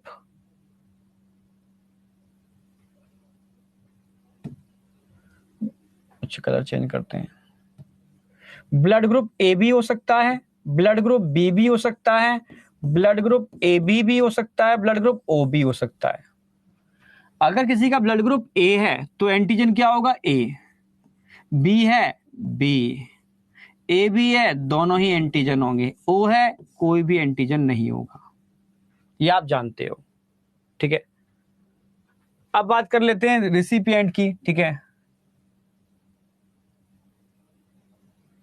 यहां पर भी ब्लड ग्रुप वही होंगे, ए होगा, बी होगा, ए बी होगा, ओ होगा, ठीक है। हमेशा ध्यान रखना, जो डोनर होता है उसका एंटीजन और रिसिपिएंट की एंटीबॉडी, समझ रहे हो। हाँ, बॉम्बे ब्लड ग्रुप भी होता है, बिल्कुल बिल्कुल होता है, ठीक है, बॉम्बे ब्लड ग्रुप भी होता है। हाँ, रेयर ब्लड ग्रुप में होते हैं, रेयर ब्लड ग्रुप आप पढ़ोगे एमबीबीएस के अंदर, एमबीबीएस के अंदर, ठीक है। हाँ, आगे आ जाओ, वापस आ जाओ, ठीक है, ठीक है। ये रिसिपिएंट है, रिसिपिएंट यानी लेने वाला, इसके अंदर सेम एंटीजन एंटीबॉडी नहीं होंगे, ध्यान रखना, ठीक है। अगर किसी का ब्लड ग्रुप ए है तो एंटीबॉडी क्या होंगे उसके अंदर, बी एंटीबॉडी होंगे, बी है ए एंटीबॉडी होगा, ए भी है कोई भी एंटीबॉडी नहीं होगा, ओ है तो ए और बी दोनों एंटीबॉडी होंगे, ठीक है। अब मैं आपसे कहूं कि डोनर किस किस को दे सकता है, रिसिपिएंट किस किस से ले सकता है, एकदम क्रिस्टल क्लियर करूंगा, ठीक है। बस एक शर्त है, यहां पर मिस मैचिंग होनी चाहिए एंटीजन एंटीबॉडी की, ठीक है। ऑलवेज डोनर रेसिपिएंट जब भी हो तो ध्यान रखना पड़ेगा मिस मैचिंग।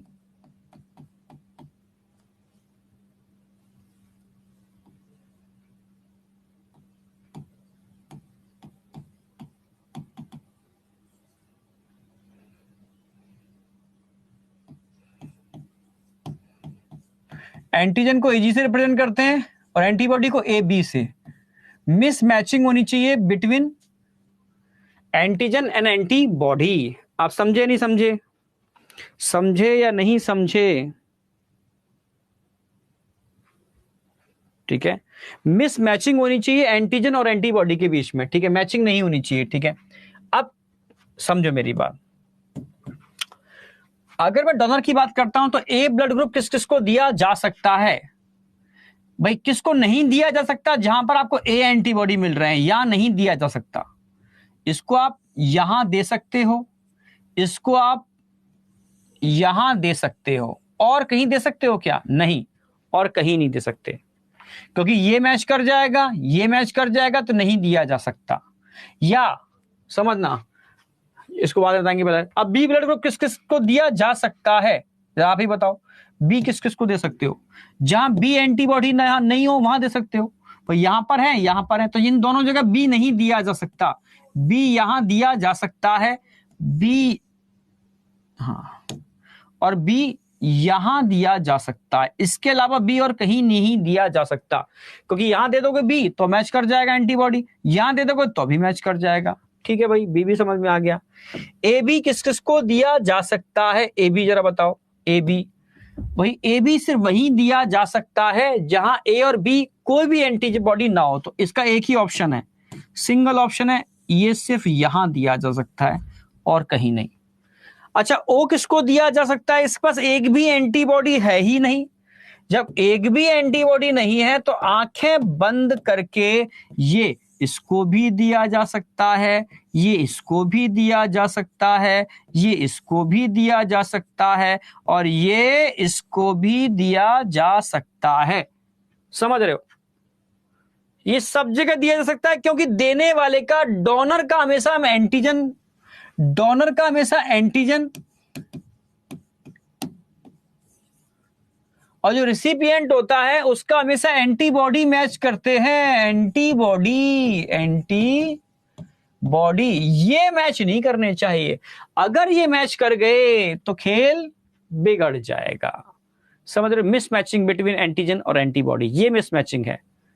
आपसे कहा जाए ए किस किस को दिया जा सकता है, ए को दिया जा सकता है, ए बी को दिया जा सकता है और किसी को नहीं दिया जा सकता। बी किस किस को दिया जा सकता है, बी ए को दिया जा सकता है, समझ रहे हो, सॉरी, बी को दिया, ब्लड ग्रुप की बात कर रहे हैं, ठीक है। बी ब्लड ग्रुप किस किस को दिया जा सकता है, बी को दिया जा सकता है और ए बी को दिया जा सकता है। ए बी सिर्फ ए बी को दिया जा सकता है और किसी को दिया नहीं जा सकता।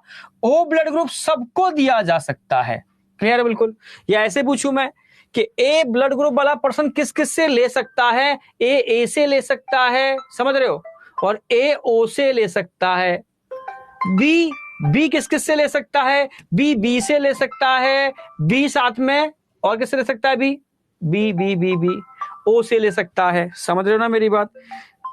समझ रहे हो? ऐसे ए भी किस किस से ले सकता है? ए भी सब से ले सकता है, चारों से ले सकता है ए भी। ओ सिर्फ ओ से ले सकता है। समझे या नहीं समझे? अब एकदम क्रिस्टल क्लियर होना चाहिए कि यहां पर ए बी यूनिवर्सल रिसिपिएंट है, यूनिवर्सल रिसिपिएंट है, किसी से भी ले सकता है, यूनिवर्सल रिसिपिएंट। ठीक है, जबकि ओ की बात करूं, अगर मैं ओ की बात करूं, ओ कौन है? यूनिवर्सल डोनर है, सबको दे सकता है, ये सबसे ले सकता है। भाई क्यों यूनिवर्सल डोनर है? क्योंकि देने वाले का एंटीजन आप चेक करते हो तो ये एक ऐसा देने वाला है, इस बेचारे के पास एंटीजन ही नहीं है। यूनिवर्सल रिसिपिएंट हम ए बी को क्यों बोल रहे हैं? क्योंकि लेने वाले का एंटीबॉडी मैच करते हैं। ये एक ऐसा लेने वाला है, इसके पास एंटीबॉडी नहीं है, तो ये किसी से भी ले सकता है। समझ में आया नहीं आया? तो एनसीईआरटी ने सिर्फ एक कंसेप्ट दिया है, डोनर्स वाला। मैंने डोनर्स और रिसिपिएंट दोनों का कंसेप्ट बता दिया है। समझे या नहीं समझे? यस या नो? बहुत बढ़िया, सुपर, यस। इससे सिंपल है, इससे आपको एकदम क्लियर कट रहेगा कि हाँ क्या है। अब एनसीईआरटी पर वापस आ रहा हूं। एनसीईआरटी को इस टेबल से क्वेश्चन आ जाएगा, डोनर्स ग्रुप। ठीक है, डोनर्स ग्रुप कौन कौन दे सकता है ए ब्लड ग्रुप को? भाई ए को ए दे सकता है और ए को ओ भी दे सकता है, ओ तो सभी को दे सकता है। बी को बी दे सकता है, बी को ओ भी दे सकता है। ए बी को ए भी दे सकता है, ए भी दे सकता है, बी भी दे सकता है और ओ तो दे ही सकता है। सारे दे सकते हैं ए बी को, इसलिए ए बी क्या है? Universal recipient. तभी कहते हैं ए बी ब्लड ग्रुप वाले बहुत ज्यादा सेल्फिश होते हैं और ओ ब्लड ग्रुप वाले बहुत ज्यादा, समझ रहे हो, दानी होते हैं। समझ रहे हो, ऐसे कहते हैं लोग। ठीक है, ओ किसको दिया जा सकता है? ओ सिर्फ ओ को दिया जा सकता है। ये एनसीईआरटी ने समझा दिया क्यों दिया जा सकता है। वो सारे कंसेप्ट आपके यहां से समझ में आ जाएंगे। अब बताओ आई या नहीं आई? आई तो तेजी से आग लगा दो। यस, सुपर, लगनी चाहिए जबरदस्त वाली आग। पॉजिटिव और नेगेटिव पे आएंगे, अभी रुको। अभी सिर्फ मैंने ब्लड ग्रुप वाला कंसेप्ट समझाया है, इसके बाद हम पॉजिटिव और नेगेटिव की बात करेंगे। बहुत बढ़िया, सुपर।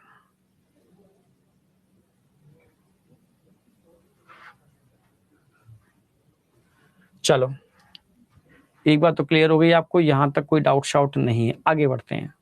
अच्छा, एक स्लाइड छोड़ रखी है।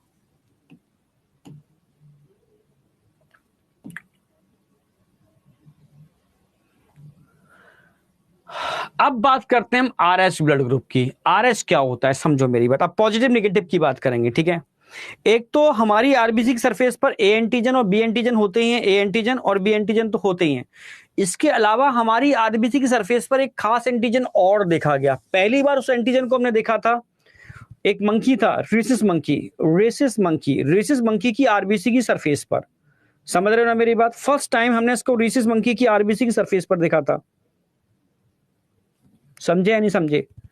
आर एच, इसलिए इसको रेसिस बोलते हैं। जानते हो रेसिस मंकी कौन सा है? जरा बताओ, आपने देखा है रेसिस मंकी? रेसिस मंकी सबने देखा है क्या? यस, चलो सही है। कहां देखा है? डिस्कवरी पे? क्या अपनी आंखों से देखा है आपने? No, no. किस किसने देखा है? नहीं देखा। अच्छा, नहीं देखा, ओके। No no. अच्छा, मून पर देखा है, अच्छा। नो। अच्छा, घर में देखा है, अच्छा। बिल्कुल सही। देखो, रीसिस मंकी वही मंकी है, इंडियन बंदर, जो आप अपने आसपास मोहल्ले में पेड़ों पर देखते हो ना, गांव में। ठीक है, मंदिर जाते हो वहां बैठे रहते हैं पेड़ों पर, वही रीसिस मंकी है। ठीक है, इंडिया में जो मंकी देखने को मिलता है वही रीसिस मंकी है। ठीक है, क्लास में बच्चों से पूछता हूँ तो बच्चे कहते हैं मैंने कहाँ देखा? सर नहीं देखा, डिस्कवरी पे देखा है। मैंने और कहाँ देखा है? सर मूवीज में देखा है। मैं असली में देखा है? सर असली में नहीं देखा। तो झूठ पकड़ में आ जाता है, क्योंकि अगर डिस्कवरी पे देखा है तो आपको पता होगा कौन सा होता है। भाई इंडिया में तो भाई भरे पड़े हैं ना, ठीक है। तो रेसिस मंकी जो अपना ही मंकी है, सबसे ज्यादा एक्सपेरिमेंट इस पर होते हैं, क्योंकि इसके जो एंटीजन होते हैं हमारे एंटीजन से काफी कुछ सिमिलर होते हैं। तो सबसे पहले साइंटिस्टों ने रेसिस मंकी की आरबीसी सरफेस पर एक खास टाइप का एंटीजन देखा, उसको बोलते हैं एंटीजन डी। समझ रहे हो? फिर देखा यार सेम एंटीजन तो ह्यूमन की आरबीसी पर ही मिलता है, ठीक है। तो बस इसी की प्रेजेंस और एब्सेंस के बेस पर हम बोलते हैं पॉजिटिव और नेगेटिव। क्या बोलते हैं? पॉजिटिव और नेगेटिव। नहीं सुना होगा भाई, ए पॉजिटिव मतलब ए एंटीजन भी है, पॉजिटिव का मतलब है आर एच एंटीजन भी मेरे पास है। ए नेगेटिव मतलब ए एंटीजन तो है पर आर एच एंटीजन मेरे पास नहीं है। बी पॉजिटिव मतलब बी एंटीजन, मतलब बी एंटीजन भी है, पॉजिटिव का मतलब है आर एच एंटीजन भी है।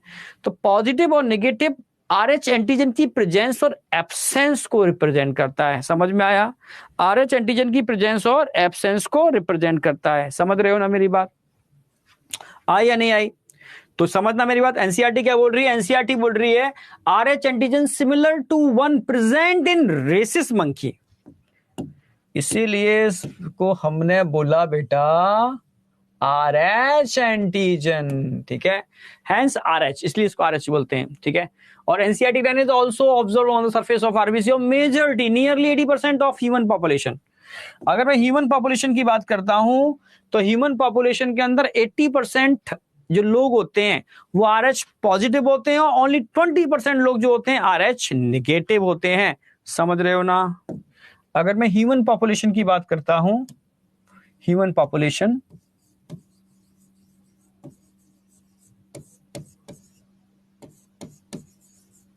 ह्यूमन पॉपुलेशन के अंदर समझना मेरी बात, 80% और 20% में डिवाइड कर दो। 80% जो लोग होते हैं ना वो कैसे होते हैं? आर एच पॉजिटिव, और ओनली 20% होते हैं आर एच निगेटिव। पॉजिटिव का मतलब क्या हो गया? आर एच एंटीजन प्रेजेंट होगा।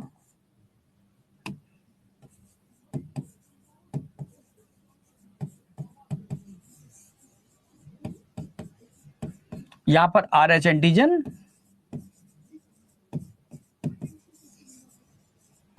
एब्सेंट होगा इसके बेस पर, ठीक है। समझ गए ना मेरी बात? तो अगर आपका ब्लड ग्रुप ए पॉजिटिव है मतलब आपके पास ए एंटीजन भी है और आर एच एंटीजन भी है। आपका ब्लड ग्रुप बी पॉजिटिव है तो बी एंटीजन भी है और आर एच एंटीजन भी है, और नेगेटिव लगा हुआ है आपके ब्लड ग्रुप के आगे तो समझ लो आर एच एंटीजन आपकी आरबीसी की सरफेस पर नहीं है। समझे या नहीं समझे? समझे या नहीं समझे?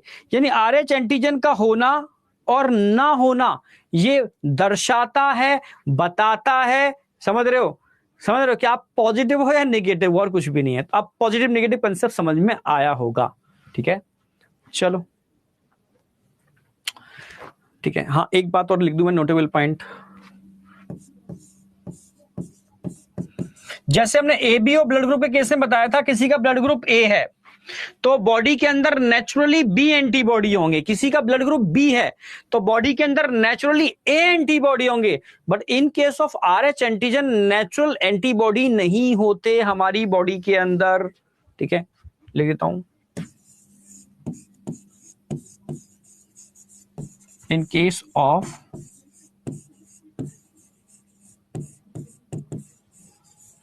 आर एच एंटीजन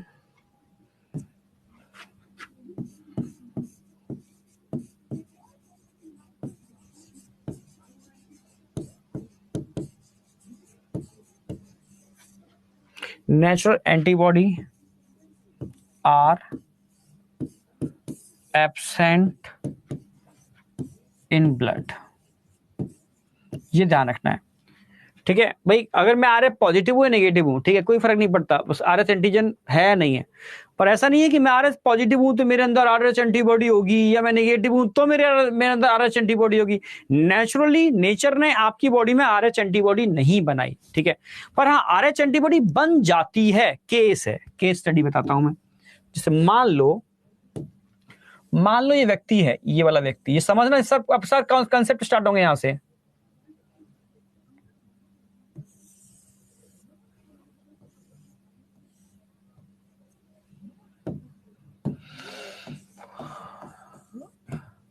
ठीक है, ये व्यक्ति है, ये कैसा है, मान लो ये RH नेगेटिव है, RH नेगेटिव है, ठीक है, यानी RH एंटीजन इसके अंदर नहीं है,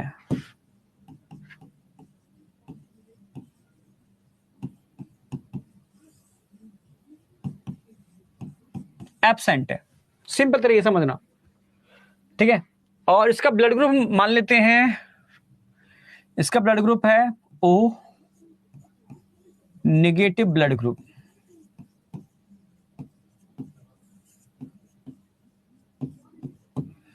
पर गलती से क्या किया, मुझे इसको ब्लड की जरूरत पड़ी, मैंने O ब्लड ग्रुप देखा, नेगेटिव पॉजिटिव चेक ही नहीं किया, उठा करके O देख करके मैंने चढ़ा दिया O, ठीक है। पर जो ब्लड ग्रुप मैंने इसको दिया ना वो O पॉजिटिव था, O पॉजिटिव,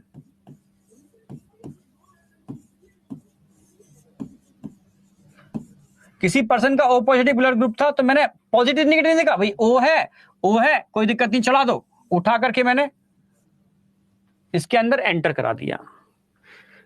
तो वो आरबीसी जिसकी सरफेस पर RH एंटीजन था, भाई O का मतलब है कोई और एंटीजन नहीं है, पॉजिटिव का मतलब है इसके पास RH एंटीजन है, RH एंटीजन इसकी आरबीसी की सरफेस पर था, RH एंटीजन, पर इसकी बॉडी RH एंटीजन को नहीं जानती।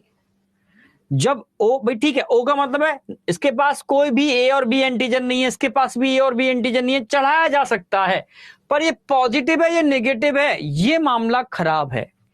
पॉजिटिव का मतलब है RH एंटीजन है, RH एंटीजन प्रेजेंट है, ठीक है, RH एंटीजन है यहां पर, इसलिए पॉजिटिव है। तो जब RH एंटीजन वाला आरबीसी इसके ब्लड में एंटर करेगा तो इसकी बॉडी के लिए तो फॉरेन पार्टिकल है ना, तुरंत ही इसकी बॉडी के जो बी लिम्फोसाइट हैं, इसकी बॉडी के जो बी लिम्फोसाइट हैं वो एक्टिवेट हो जाएंगे। ये बी लिम्फोसाइट की सरफेस पर कुछ एंटीबॉडी होते हैं, ये ऐसे जो इनसे रिएक्ट कर देंगे, यानी बाहर से कोई भी आएगा उसको पकड़ लेंगे, इस तरीके से ट्रैक, ये पकड़ लिया इन्होंने, इनके बीच में कॉम्बिनेशन बन जाएगा। कौन होंगे, बी लिम्फोसाइट, और तुरंत ही ये बी लिम्फोसाइट डिवाइड कर जाएंगे दो टाइप के सेल्स में, एक मेमोरी सेल्स और एक प्लाज्मा सेल्स। मेमोरी सेल्स तुरंत ही बाइंड करते ही, और प्लाज्मा सेल्स, और तुरंत ही ये प्लाज्मा सेल्स इस RH एंटीजन के अगेंस्ट एंटीबॉडी फॉर्मेशन कर देंगे, ठीक है। तो क्या होगा, formation of RH antibody,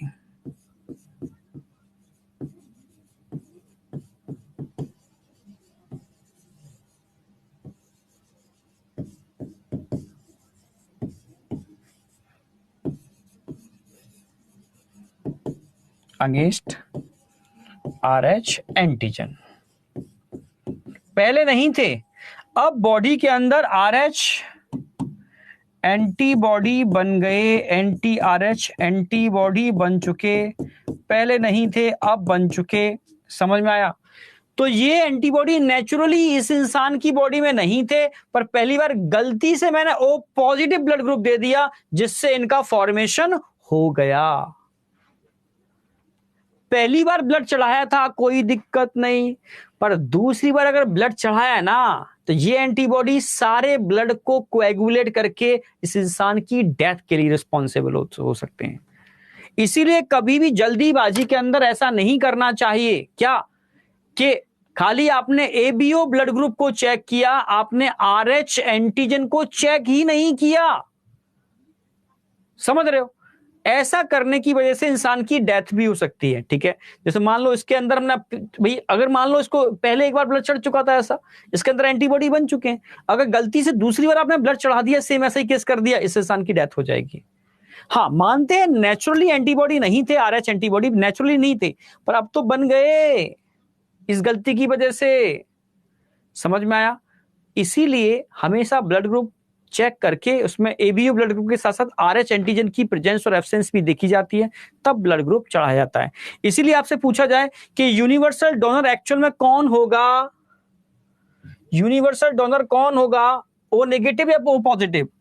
O negative universal donor होगा, ओ नेगेटिव यूनिवर्सल डोनर होगा। नेगेटिव का मतलब है इसके पास RH एंटीजन भी नहीं है, आंखें बंद करके चढ़ा दो। ओ पॉजिटिव यूनिवर्सल डोनर नहीं होगा क्योंकि उसके पास RH एंटीजन है, मामला बिगाड़ देगा।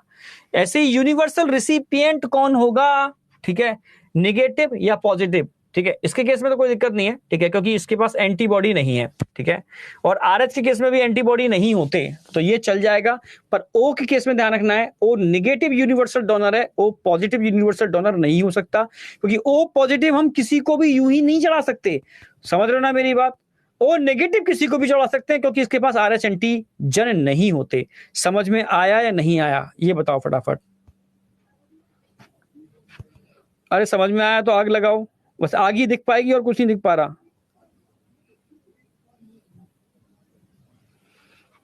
टाइम देखूं, टाइम, अच्छा टाइम भी हो रहा है, कोई नहीं, ठीक है। ब्लड ग्रुप कंसेप्ट समझो, पहले कंसेप्ट समझना जरूरी है। मैं हड़बड़ाहट नहीं करूंगा, कंसेप्ट छोड़ के बिना आगे नहीं भागूंगा, ठीक है।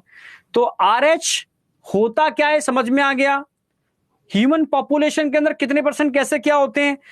इन case of RH antigen natural antibody are absent in blood, blood में इसकी किस्म कोई नहीं होते, पर बन सकते हैं, ये केस स्टडी है, ठीक है। अगर आपने ऐसा कर दिया तो ये RH एंटी बॉडी, समझ रहे हो, पहले नहीं थे, अब एंटीबॉडी फॉर्मेशन हो चुका है। ये कौन है, RH एंटीबॉडी, RH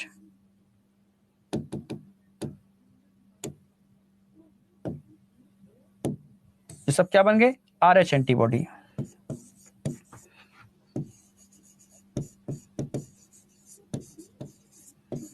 अब बन चुके हैं, पहले नहीं थे, अब बन चुके हैं इसकी बॉडी के अंदर, ठीक है। तो समझ में आया कंसेप्ट। अब इस कंसेप्ट से रिलेटेड ही मैं आगे पढ़ाने वाला हूं, इरेथ्रोब्लास्टोसिस फीटैलिस, ठीक है। इरेथ्रोब्लास्टोसिस फीटैलिस जो हाईली कंसेप्चुअल टॉपिक है, जो कल ही करा पाऊंगा, आज नहीं कराएंगे, ठीक है, क्योंकि बहुत कंसेप्चुअल है, इसमें वो चीजें बताऊंगा, ठीक है, वो क्या क्या केस है, पूरी केस स्टडी होगी इसकी, ठीक है। तो कल ही लेके चलेंगे इरेथ्रोब्लास्टोसिस फीटैलिस को, समझे, ठीक है। तो कल ये वाला पार्ट पूरा कर देंगे, ब्लड वाला, ब्लड वेसल्स तक का पूरा कल कवर हो जाएगा, ब्लड वेसल्स पूरी फिनिश हो जाएंगी कल, ठीक है। लिम्फ थोड़ा सा ही है और ब्लड वेसल्स तक का पार्ट कल खत्म करते हैं, फिर हॉट चालू करते हैं, ओके। तो थैंक यू बेटा, ऑल द बेस्ट, आज इतना ही रखते हैं। क्वेश्चंस मैं कल दूंगा आपको ढेर सारे, इससे रिलेटेड सारे के सारे।